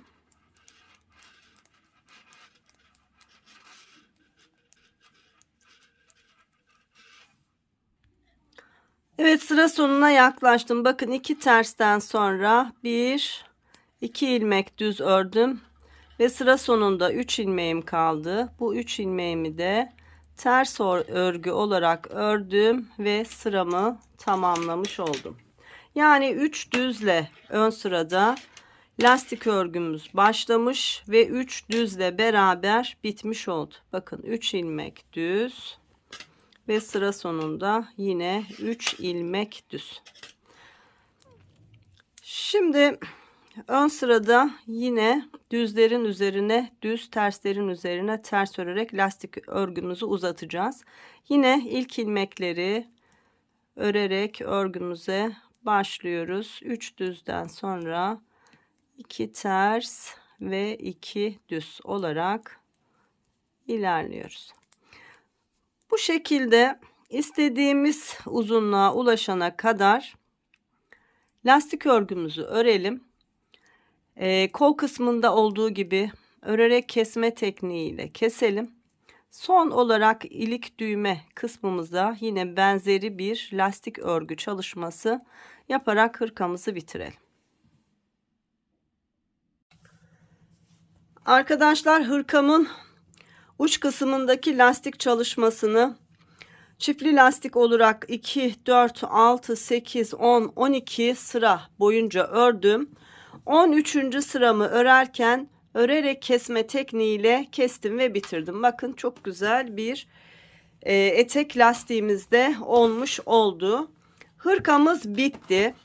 Şimdi kolumun bir tarafını diktim. Şimdi diğer tarafını birlikte dikeceğiz. Ardından da arkadaşlar şu ilik düğme kısmının lastik çalışmasını yapacağız. Ben düğmeli kısım olan sağ tarafı önden ördüm ve hazırladım. Şimdi hem kol altı kısmımızı öreceğiz, bitireceğiz. Hem de ilik kısımlı olan şu diğer tarafın lastik çalışmasını tıpkı burada çalıştığım gibi çalışacağız. Fakat burası düğmeli olduğu için ilik yapmadık. Diğer tarafta ilik çalışması yapacağız. Evet, hırkamın boyu da kaç santim oldu? Hemen onu da söyleyeyim. Şimdi lastiğimizle beraber şöyle yaka ucundan ölçtüğümde tam 35 santim uzunluğunda bir hırka çalışmış olduk arkadaşlar. Enimizde şöyle ölçtüğümüzde 28 santim genişliğinde de bir ene sahip olmuş oldu. Rahat 1-2 yaşın giyebileceği büyüklükte bir hırka çalışmış olduk. Evet, şimdi kollarımızı örüp bitirdiğimizde ipimizi bir miktar uzun bırakmıştık. Dikişimizi yapabilmemiz için. Şimdi ipimizi iğnemize geçirelim ve dikişimize başlayalım.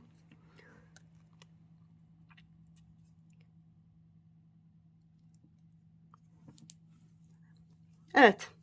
Örgümüzün düz tarafından dikiş yapacağız arkadaşlar. Örgü örerken ne yapmıştık? 3 ters ve 3 düz olarak başlangıç ve bitiş ilmeklerimizi örmüştük. Ve birinci ilmeklerimiz dikişe girecek demiştik. Şimdi son ilmeğimizi, 3. ilmeğimizi dikişe bırakabilecek şekilde her iki taraftan, bakın 1, 2, 3. ilmeğin içerisinden batarak önce iki ucu birbirine birleştiriyoruz. Ardından hep aynı ilmeği hiza alarak, yani 3. ilmeğin içerisinden batarak bir sağdan, diğer taraftan da geliyorum, bir soldan. Karşılıklı hiza alarak birleştiriyorum. Bakın, geliyorum. Yine aynı hizada. Hep aynı hizayı takip ederek bir sağdan, bir soldan batarak birleştiriyorum. Bu şekilde dikiş yaptığımızda hem dikişimiz belli olmayacak, sanki bütün örülmüş gibi görülecek, hem de 2 ters 2 düz sıralamamız hiç bozulmayacak arkadaşlar.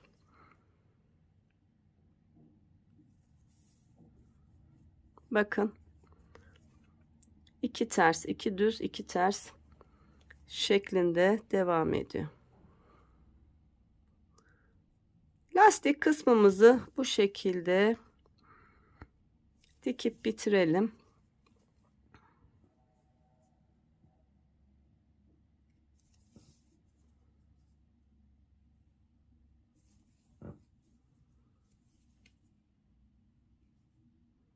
Evet, lastik kısmımız bitti. Şu ipimizi biraz çektiğimizde bakın, 2 ters 2 düz 2 ters 2 düz diye devam ediyor. Çok düzgün bir dikiş yaptık. Şimdi haroşalı kısımlarımız var. Haroşa dişlerimizi hiza alacağız. Şu kenardan değil arkadaşlar, burada renk geçişlerimiz var ya, onu kapatabilmek için hemen bir öncesindeki haroşa dişine batıyorum. Bakın, renkleri takip ediyorum. Hep karşılıklı haroşa dişlerini hizalıyorum. Beyazın içinden battım. Geldim. Burada da beyazın içinden batıyorum. Yine hep aynı ilmek sırasını takip ederek bir sağdan bir soldan batarak kolumu birleştiriyorum. Bakın hiç belli olmuyor ve ne kadar düzgün, sanki dikişsizmiş gibi bir görüntü elde etmiş oluyoruz. Geliyorum bej rengime, yine karşılıklı haroşaları hiza alarak birleştiriyorum. Evet, bu şekilde şu kol altına kadar birleştirmemizi yapalım. Arkadaşlar bakın, yukarıya kadar çıktım, görüyor musunuz? Dikişim hiç belli değil. Çok düzgün bir şekilde birleştirdik. Şimdi tam kol altının olduğu yerdeyiz. Burayı da nasıl diktiğimi göstereceğim. Şimdi haroşalı kısımları hep aynı şekilde diktim ve birleştirdim. Bakın burası açık kaldı. Burada şu roba artışımın düz ilmekleri var. Burada da şöyle yapıyorum.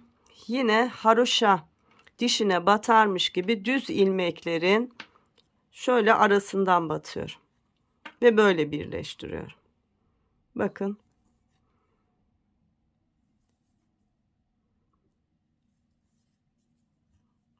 Yine aynı şeyi yapmış oluyorum yani. Değişen hiçbir şey yok. Bakın kol altımız birleşti.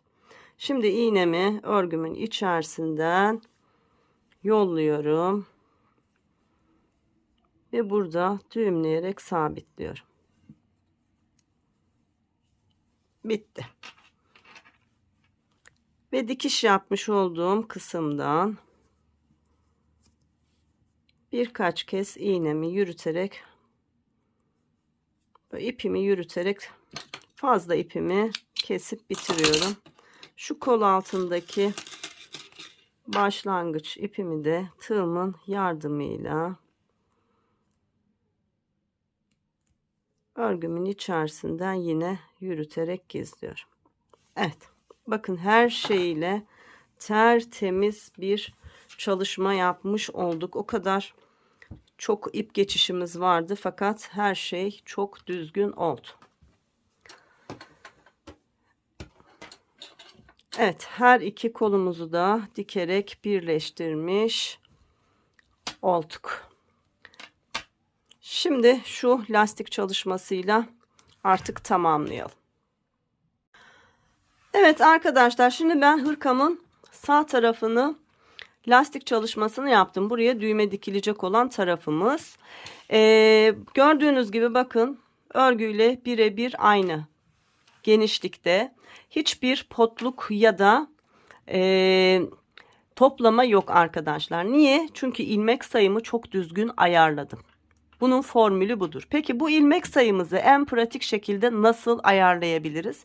Şimdi hemen onu göstereceğim size. Şimdi diğer tarafı çalışacağız. İlmek sayımızı nasıl ayarlayacağız? Şöyle geliyorum. Şu hırkamın etek lastiği var ya. Bakın şu etek lastiğinin başlangıcını ilmek alacağım. Yaka kısmımın başlangıcından tuttum. Şöyle hafif esneterek geliyorum. Geliyorum ve şöyle tutuyorum. Burası benim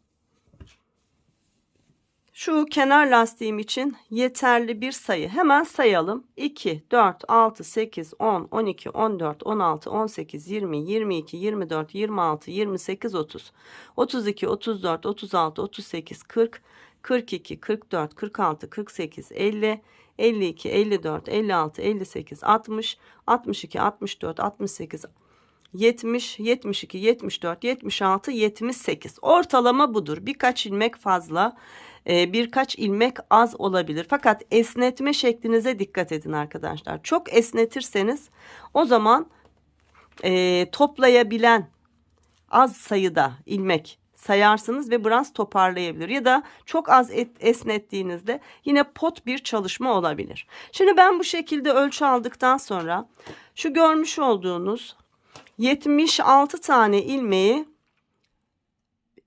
hırkamdan çıkardım ve örmeye başladım.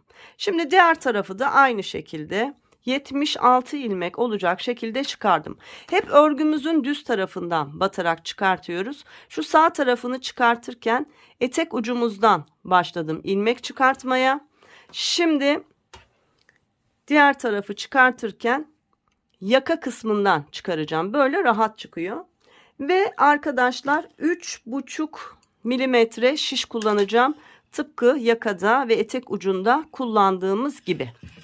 Şimdi bu çalışmayı yaparken bize 2 tane misinalı şiş lazım. Ya da herhangi bir ip kullanabilirsiniz. Misinalı şişin şu misinası lazım bize. Onun yerine ben 2 tane misinalı şiş kullanacağım. Şöyle birini aşağıdaki ilmekleri çıkarabilmek için yapacağım. Çünkü çift taraflı öreceğiz arkadaşlar. Bakın hem önden hem arkadan aynı anda ilmek çıkaracağız ve bu görüntüyü elde etmiş olacağız. Şöyle yapıyorum. Önce yakamızı başlarken 3 düz ilmekle başlamıştık. Bunun bir tanesinin içerisine batarak bunu hiza kabul ederek şöyle en uçtan batarak önce bir ilmek çıkartıyorum.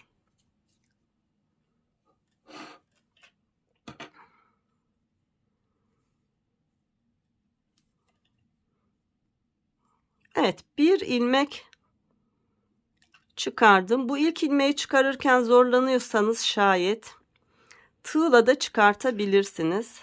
Ben böyle problem yaşamadan çıkartabiliyorum. Eğer siz de bu şekilde çıkartabiliyorsanız çıkartın, yoksa tığ yardımıyla. Şu başlangıç ipimin fazlasını da çıkardım. Şimdi ikinci misinamızı, ikinci şişimizin daha doğrusu misinasını şöyle örgümüzün alt kısmına tutacağız. İkinci örerken ikinci ilmeklerimiz bu misinada toplanacak. Nasıl yapacağız biliyor musunuz? Şimdi hemen normal ilmek çıkaracakmış gibi önce sıradaki ilmeğe batıyorum. Bak, sıradaki ilmeğe battım. Şu misinamı da şişimin üzerine koydum ve o şekilde ilmeğimi çıkarttım. Bu şekilde ilmek çıkarınca bakın arkadaşlar hemen misinamın üzerinde de bir ilmek çıkmış oldu. Şurayı bir düğümleyeyim.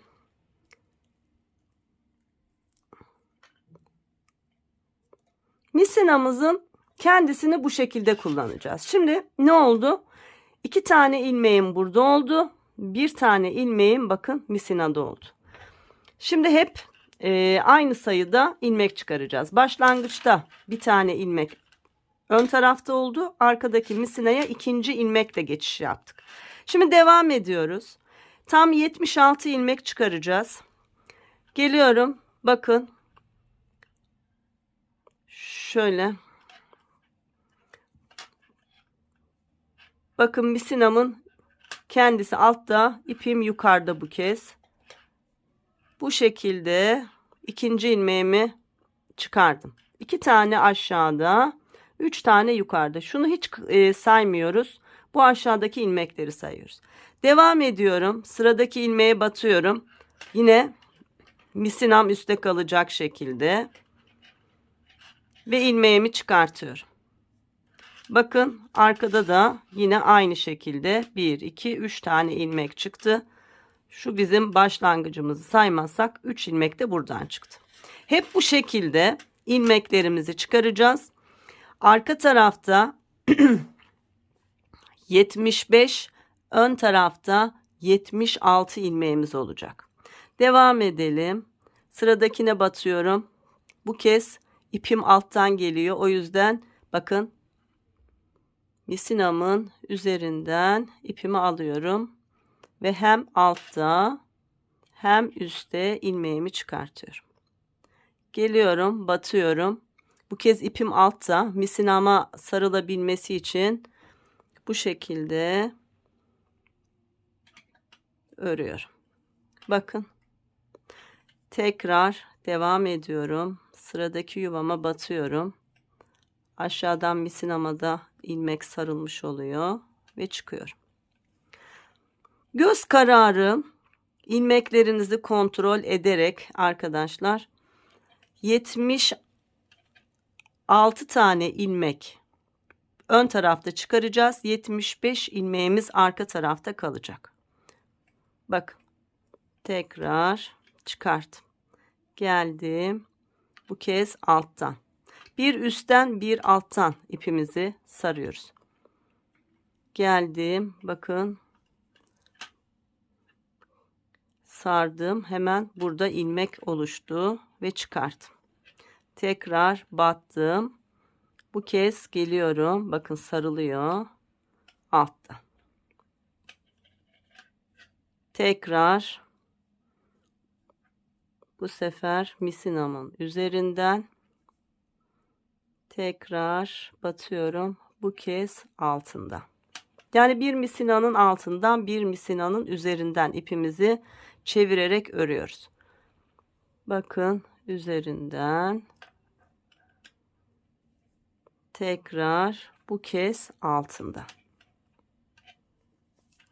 Böylece hem üstte hem de altta şu şekilde ilmeklerimiz oluyor. Şimdi bu şekilde arkadaşlar şu uç kısma kadar 76 ilmek çıkartalım. Misinamızda da 75 ilmeğimiz olacak. Ondan sonra örmeye devam edelim. Evet arkadaşlar tam 76 ilmek çıkardım. Şimdi ne olmuş oldu? 76 ilmek burada, 75 ilmek arkada çıkmış oldu. Şimdi örgümüzü örmeye başlayacağız. Şöyle yapacağız.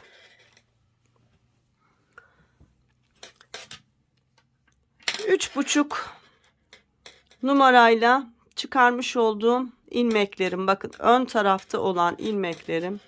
Şimdi geliyorum. Ters örgülerle beraber bu 76 ilmeğimi örüyorum.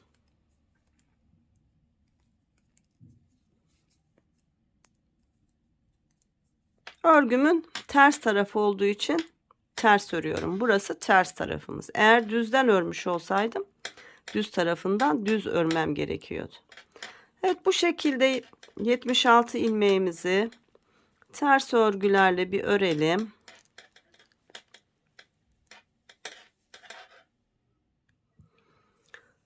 Evet, ters örgülerle şimdi 76 ilmeğimin tamamını örüp sıramı tamamlıyorum.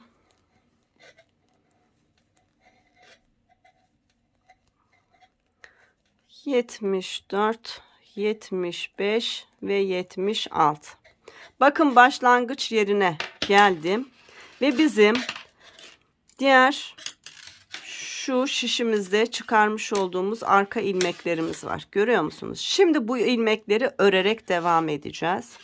Yine 3,5 milimetre şişimi şöyle örgü örmüş olduğum, şu anda kullanmış olduğum şişi şöyle uç kısmını boşa aldım.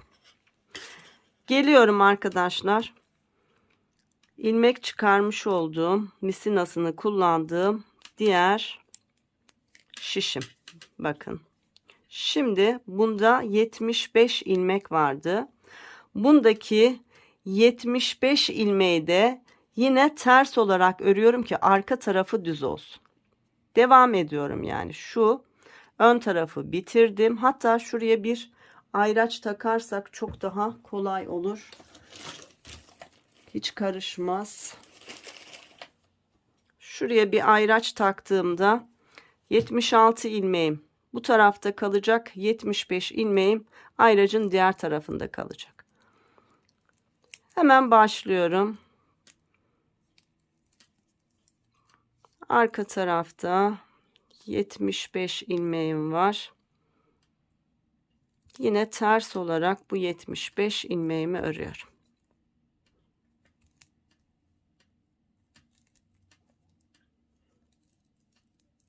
Bakın ne kadar pratik, görüyor musunuz? Ne kadar kolay. Evet, bu şekilde şu uca kadar 75 ilmeğimizi ters örgü olarak bir örelim. Evet, arka taraftaki 75 ilmeğimi de ters örgülerle örüp sıramı tamamlıyorum. Şimdi ilmek almak için kullanmış olduğum misinalı şişimde arkadaşlar boşa çıkmış oldu. Bakın bu şişim boşa çıktı. Şimdi tek bir şişin üzerinde hem ön hem arka ilmeklerimiz var. Hemen şuradan göstereyim. Ne yaptık biliyor musunuz? Hem önden hem arkadan ilmek çıkarmış olduk. Ve hem önü hem arkadaki şu görmüş olduğunuz düz ilmekleri örmeye başladık. Toplamda bir tur boyunca bakın örmüş olduk. Şimdi devam ediyoruz. İkinci tura başlayacağız. Hemen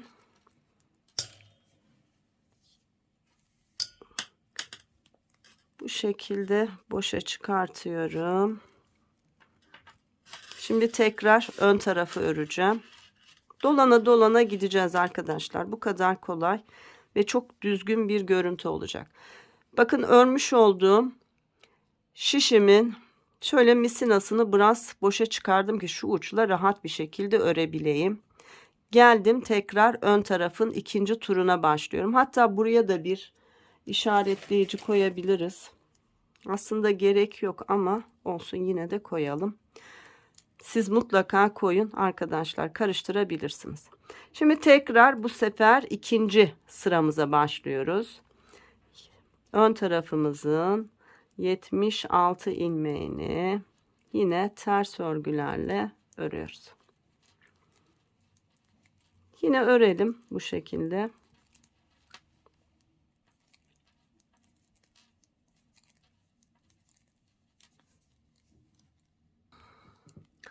Evet, 76 ilmeğimi ters örgülerle örüp tamamlıyorum.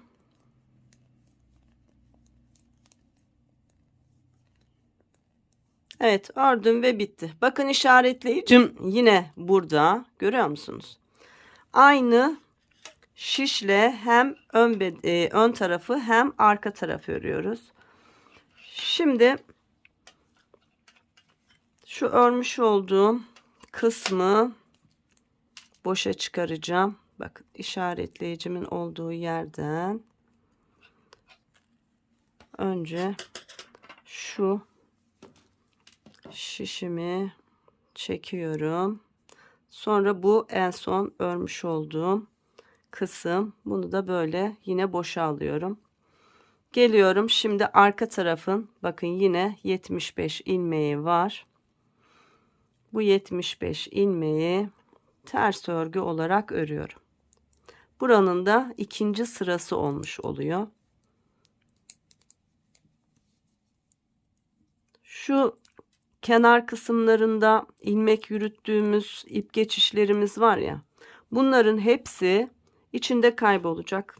Bakın tıpkı böyle olacak ve çok temiz bir çalışma olacak. O yüzden şu kısımlarda şu düğümleri filan hiç yürütmedim, içeride kalacak. Şimdi var olan 75 ilmeği ikinci sırada zaten belli oluyor. Bakın 1 2, ikinci sırada örelim ve sıramızı tamamlayalım.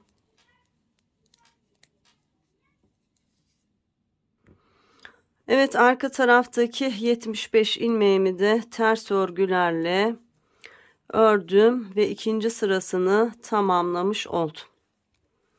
Bakın işaretleyicim burada. Şimdi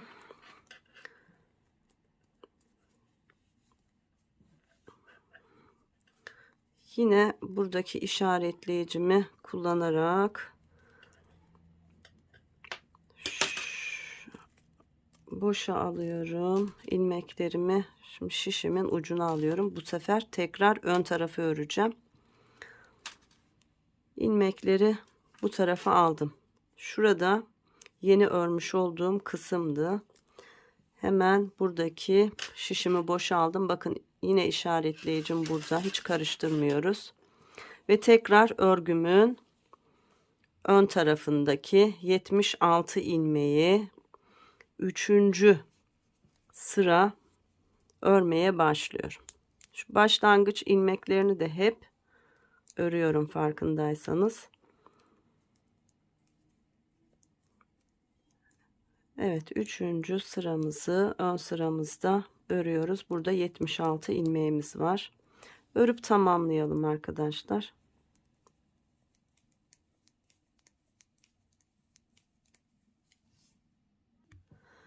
Evet, 76 ilmeğimi 3. kez 3 sıra olacak şekilde ördüm ve bitirdim. Şimdi ne olmuş oldu? Bir tarafta 3, diğer tarafta 2 sıra örmüş olduk. Bu bizim için yeterli. Bakın şimdi ne yapacağız arkadaşlar?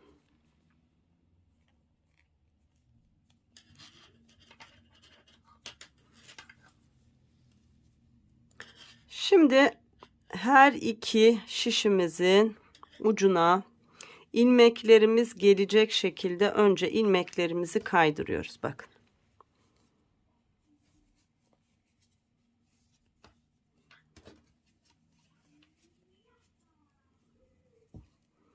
Örgümüzün en son düz tarafını örmüştük. Şöyle her iki şişteki ilmekleri şöyle yan yana getirdik.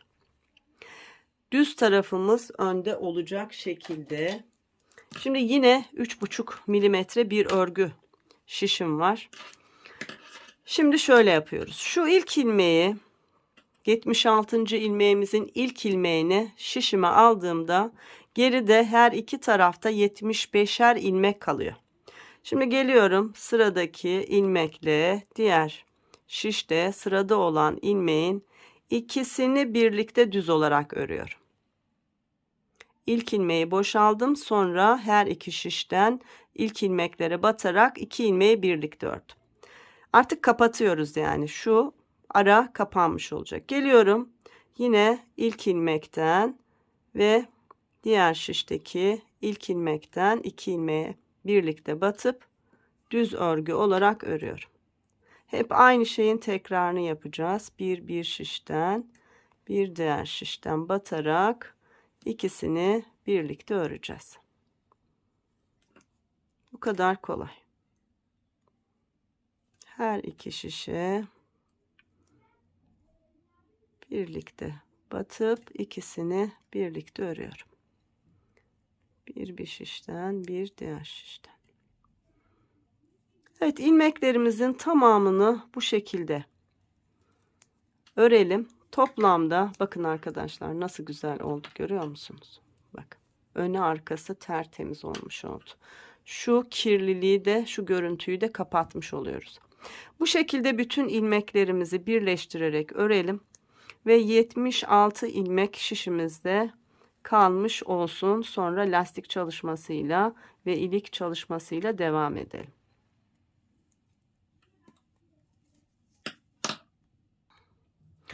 Evet arkadaşlar, bakın ilmeklerimi birleştire geldim. Şimdi son 3 ilmeğim var her iki şişimde. Bunları yine beraber birleştirerek devam edelim. Her iki şişten birer ilmeğe batıp ikisini birlikte düz ördüm. Ve son 2 ilmeğim, her ikisini birlikte ördüm ve tamamladım. Yine şişimin biri boşa çıktı. Bakın ne kadar düzgün bir çalışma yapmış olduk. Şimdi lastik kurulumuna geçeceğiz.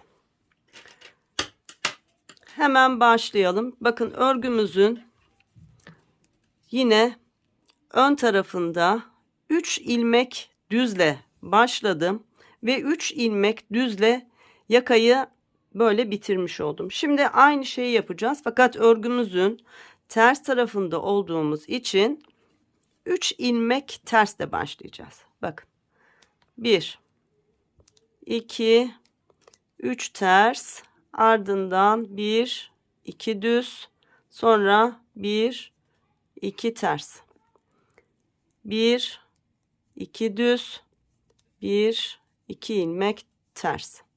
Bu şekilde sıra sonunda 3 ilmek kalana kadar örelim. Son 3 ilmeğimiz yine ters örgü olacak ki önde düz örgü olabilsin. Şimdi ilmeklerimizi, hep iplerimizi gizledik ya, bakın burada şurada başlangıç ipim var. Hemen bunu da, şurası çift kat bir örgü oldu artık. Bunun içerisine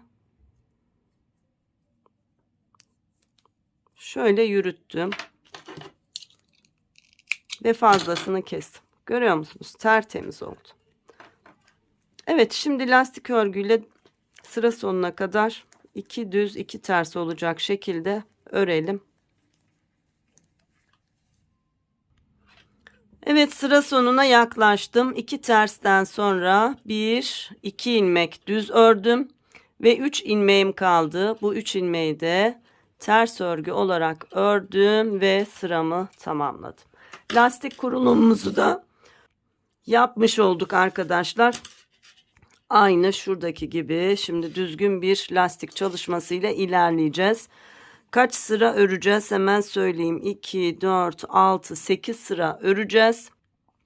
Ve 9. sırada da düz olacak şekilde keseceğiz. Fakat bizim şimdi burada ilik düğme çalışmamız olacak. Şimdi ilik çalışmasını yaparken arkadaşlar ben şöyle deri görünümlü lacivert düğme kullanacağım. Yani önce göz kararı şöyle bakacağım. Bunu da özellikle gösteriyorum ki öğrenin. Aynı aralıklarla ve lastiklerimizin bu ters örgülü kısımlarında özellikle eğer mümkünse iliklerimi açmaya çalışacağım. Şimdi aynı aralıklarla koyduğum zaman şöyle bir dizilim oluyor. Yani 1 2 3 4 düz arayla 1 2 3 4 1 2 3 4 1 2 3 4 aynen bu şekilde iliklerimi açacağım. Bunun açılışını göstereceğim fakat siz kendiniz bir çalışma yaptığınızda ilikleri nasıl ayarlamanız lazım, aynı zamanda bunu da göstermiş olayım. Önce size tavsiyem, düğme dikilecek olan kısmın lastiğini örün ve ilik yerlerinizi bu şekilde görerek ikinci ilikli kısmı örmeye başlayın ve bu şekilde sıralamanızı yaparak düzgünce ilik çalışmanızı yapabilirsiniz arkadaşlar. Ben aynen bu şekilde çalışacağım. Gayet de düzgün oldu ve 5 tane düğme kullanmış olacağım. Şimdi ne yapıyoruz? Lastik örgülerle birkaç sıra örgümüzü örmeye devam edeceğiz. Şimdi örgümüzün düz tarafındayız ve ilk ilmeklerimizi yine örüyoruz arkadaşlar. 1 2 3 düzle başlıyor. 2 düz, 2 ters, 2 düz, 2 ters, 2 düz olarak lastiğim devam ediyor. Sıra sonunda yine 3 düzle bitecek. Bu şekilde birkaç sıra örelim. Sonra iliklerimizi birlikte açmaya devam edelim. Evet arkadaşlar, şimdi 3 sıra örmüş oldum. Bakın 1 2 tam 3 sıra ördüm. 4. sırada örgümüzün düz tarafında iliklerimizi açmaya başlıyoruz. Geliyorum. Önce ilk 3 ilmeğimi 1 2 3 ilmek düz, ardından 1 2 ilmek ters ve tekrar 1 2 ilmek düzümü örüyorum. Yani 3 5 7 ilmeğimi ördükten sonra şu 2 ters ilmeğimin olduğu yerde ilik çalışmamı yapıyorum. Ne yapıyorum? Şişime ipimi doluyorum ve bu 2 ilmeği, 2 ters ilmeği birlikte ters olarak örüyorum. Bakın ilk iliğimi açmış oldum. Sonra devam ediyorum. Sırada 2 düzüm var. 2 düz, 2 ters, 2 düz, 2 ters, 2 düz, 2 ters, 2 düz ilmeğimi örüyorum. Yani 1 2 3 4 tane düz lastikli kısmımı örmüş oluyorum. Yani şu terslerden ilik çalışmamdan sonra 2, 4, 6, 8, 10, 12 tam 14 ilmek ördükten sonra yine 2 ters ilmeğimin olduğu yerde ikinci iliğimi açıyorum. Şişime ipimi doluyorum. Geliyorum. 2 ters ilmeğimi birlikte ters olarak örüyorum. İkinci iliğimi açtım. Şimdi 14 ilmek örüyorum. 2 düz ve 2 ters olarak. 2, 4, 6, 8, 10, 12 ve 14. 14 ilmek ördüğümde yine 2 ters ilmeğimin olduğu yerdeyim. 3. iliğimi açıyorum. Şişime ipimi doluyorum ve 2 ters ilmeğimi birlikte örüyorum. 3. ilik çalışmamı yaptım. Devam ediyorum. Yine 14 ilmek örüyorum lastik örgüyle. 2, 4, 6, 8, 10, 12 ve 14. 14 ilmek ördüm. Şimdi 4. kez ilik çalışmamı yapıyorum. Yine şişime ipimi doladım. 2 ters ilmeğimi birlikte ters olarak ördüm. Tekrar 14 ilmek örüyoruz. 2 düz 2 ters olarak 4, 6, 8, 10, 12, 14. 14 ilmeğimi ördüğümde bakın arkadaşlar sırada 5 ilmeğim kalmış oluyor. Şişime ipimi doladım. 2 ters ilmeğim var. 2 ters ilmeğimi birlikte ters olarak ördüm. Ardından 1, 2, 3 düz ilmekle beraber sıramı tamamladım. Toplamda 5 ilik çalışması yapmış olduk. Şimdi örgümüzün arka tarafında yine lastiğimizi beraber örelim ve iliklerimiz belirgin olsun. Arka sırada ne yapıyorduk? 3 ters ilmeğimizle başlıyorduk. İlk ilmeğimizi de örerek 1, 2, 3 ters, ardından 1 ilik olarak doladığım ilmekle 2 ilmek düz. Ardından hiçbir şey değişmiyor. 2 ters, 2 düz, 2 ters, 2 düz. Lastik örgüme devam ediyorum. Şimdi ikinci ilikte de aynı şey olacak, göreceksiniz. 2 düz, 2 tersten sonra yine ilik kısmımın olduğu yerdeyim. Bu 2 ilmeği düz örgü olarak örüyorum. Birinci iliğim ve ikinci iliğim. Bu şekilde sıramızı tamamlayalım.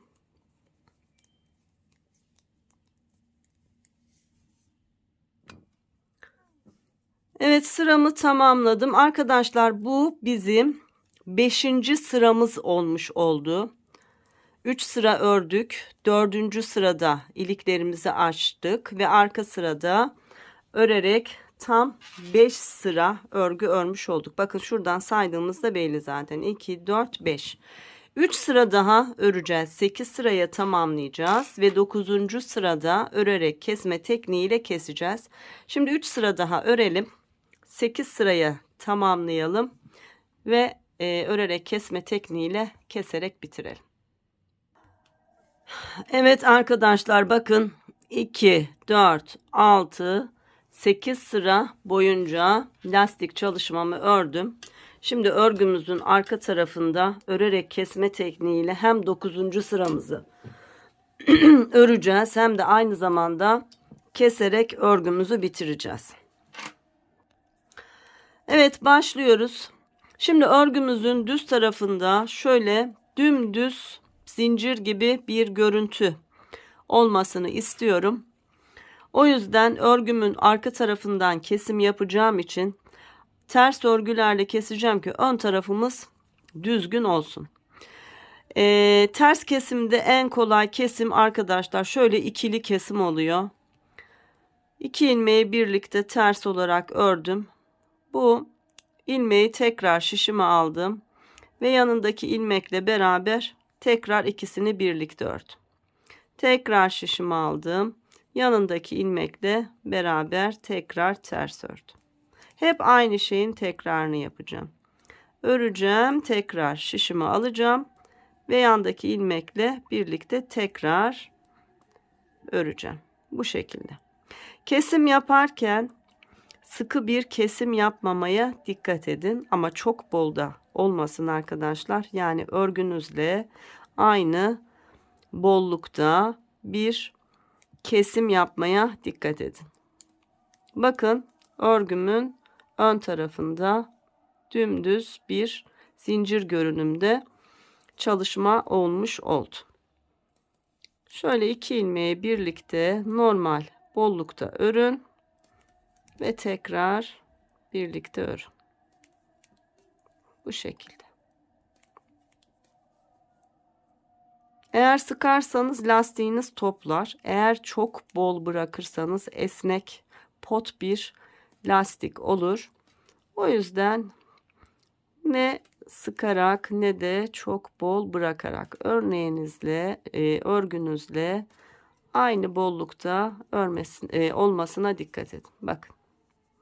Şimdi bu şekilde ilmeklerimizin tamamını keselim ve bitirelim.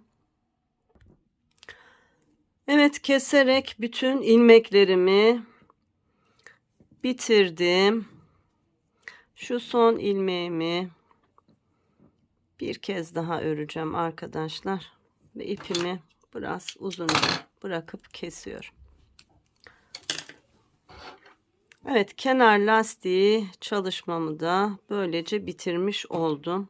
Şimdi tığımın yardımıyla bu ipimi de gizleyeceğim. Örgümün içerisinden şöyle aşağıya kadar yürüteceğim.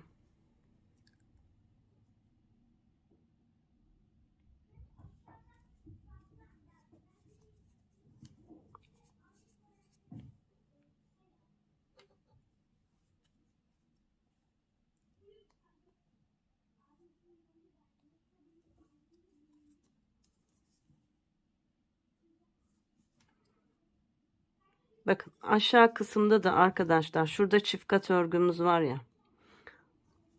Bu örgünün içerisine fazlalığını şöyle aldım.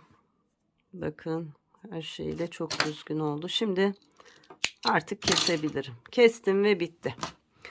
Bakın arkadaşlar ne kadar güzel. Görüyor musunuz? Örgümle aynı genişlikte, hiç potluk ya da çekme olmadan. Düğmelerim de çok düğmelerim de çok yakıştı. Görüyor musunuz? Harika bir çalışma yapmış olduk. İliklerimizde ne oldu? Hep ters örgülerimizin arasında kaldı. Öyle ayarladık.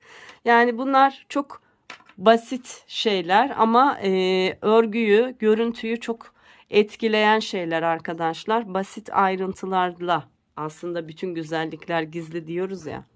Gerçekten öyle. Şimdi şu düğmelerimi bir dikeyim. Kameramı da bir ayarlayayım. Hırkamızın son halini görelim. Harika bir çalışma olmuş oldu. Ben çok beğendim. İyi ki bunu hırka olarak da tasarlamışım arkadaşlar. Hem teknik bilgileriyle çok fazla hem de görüntü olarak çok güzel bir çalışma olmuş oldu. Düğmelerimi dikip hemen geliyorum. Arkadaşlar düğmelerimi de diktim. Harika bir hırka oldu. Bayıldım ben bu çalışmaya. İyi ki bu modeli bu şekilde tasarlamışım. Yani koluyla, yakasıyla, boyuyla, şu lastik çalışmalarıyla, her şeyiyle mükemmel bir çalışma oldu. Aferin bana. Kendi kendimi çok takdir ettim. Şimdi bu güzelliğimizin son ölçülerini söyleyeyim arkadaşlar. Şöyle yakadan etek ucuna kadar uzunluğum tam 35 santimetre. Kol altından kol altına genişliğimde şöyle 29,5 santim. Tam 30 santim değil. Aslında esneyince 30 da olur. Ama biz 29 santim diyelim. Kol uzunluğumuz kol altından ölçtüğümde tam 21 santim. Şu yakadan itibaren şuradan ölçtüğümde de 33 santim arkadaşlar. Hırkamızın arka kısmı böyle. Önü arkası harika bir çalışma oldu. Özellikle şu ilik düğme kısmımız çok güzel oldu. Her şeyiyle çok güzel oldu. Ben çok beğendim. Süveterden sonra hırkasını ördük. Ne dersiniz? Buna bir de güzel bir bere örelim mi? Yani hırkayla takım olabilecek, dışarıda giyilebilecek güzel bir bereyle isterseniz bunu bir kombin yapalım. Zaten artan ana rengimden şöyle bir bere çok rahat çıkabilecek kadar ipim var. Aynı şeyleri ördüğümüz için sizin de ipleriniz yine aynı miktarda kalmış olacak. Bir yumaktan biraz fazla ana renkten kullanmış olduk arkadaşlar. Diğer iplerimizden yine çok az kullanmış olduk. Yani çok bir şey gitmiyor. Sadece şuralarda kullandığımız ara renklerimiz var. Ama ara renk olarak bir yumaktan biraz fazla kullandık. Şayet beresini de anlatmamı istiyorsanız buna güzel bir kombin yaparak bir de bere örelim. Ben çok beğendim. Eğer siz de beğendiyseniz beğenilerinizi ve yorumlarınızı bekliyorum arkadaşlar. Bir başka çalışmada görüşebilmek dileğiyle, beresinde özellikle görüşebilmek dileğiyle sağlık, sıhhat, esenlikler diliyorum. Hoşça kalın.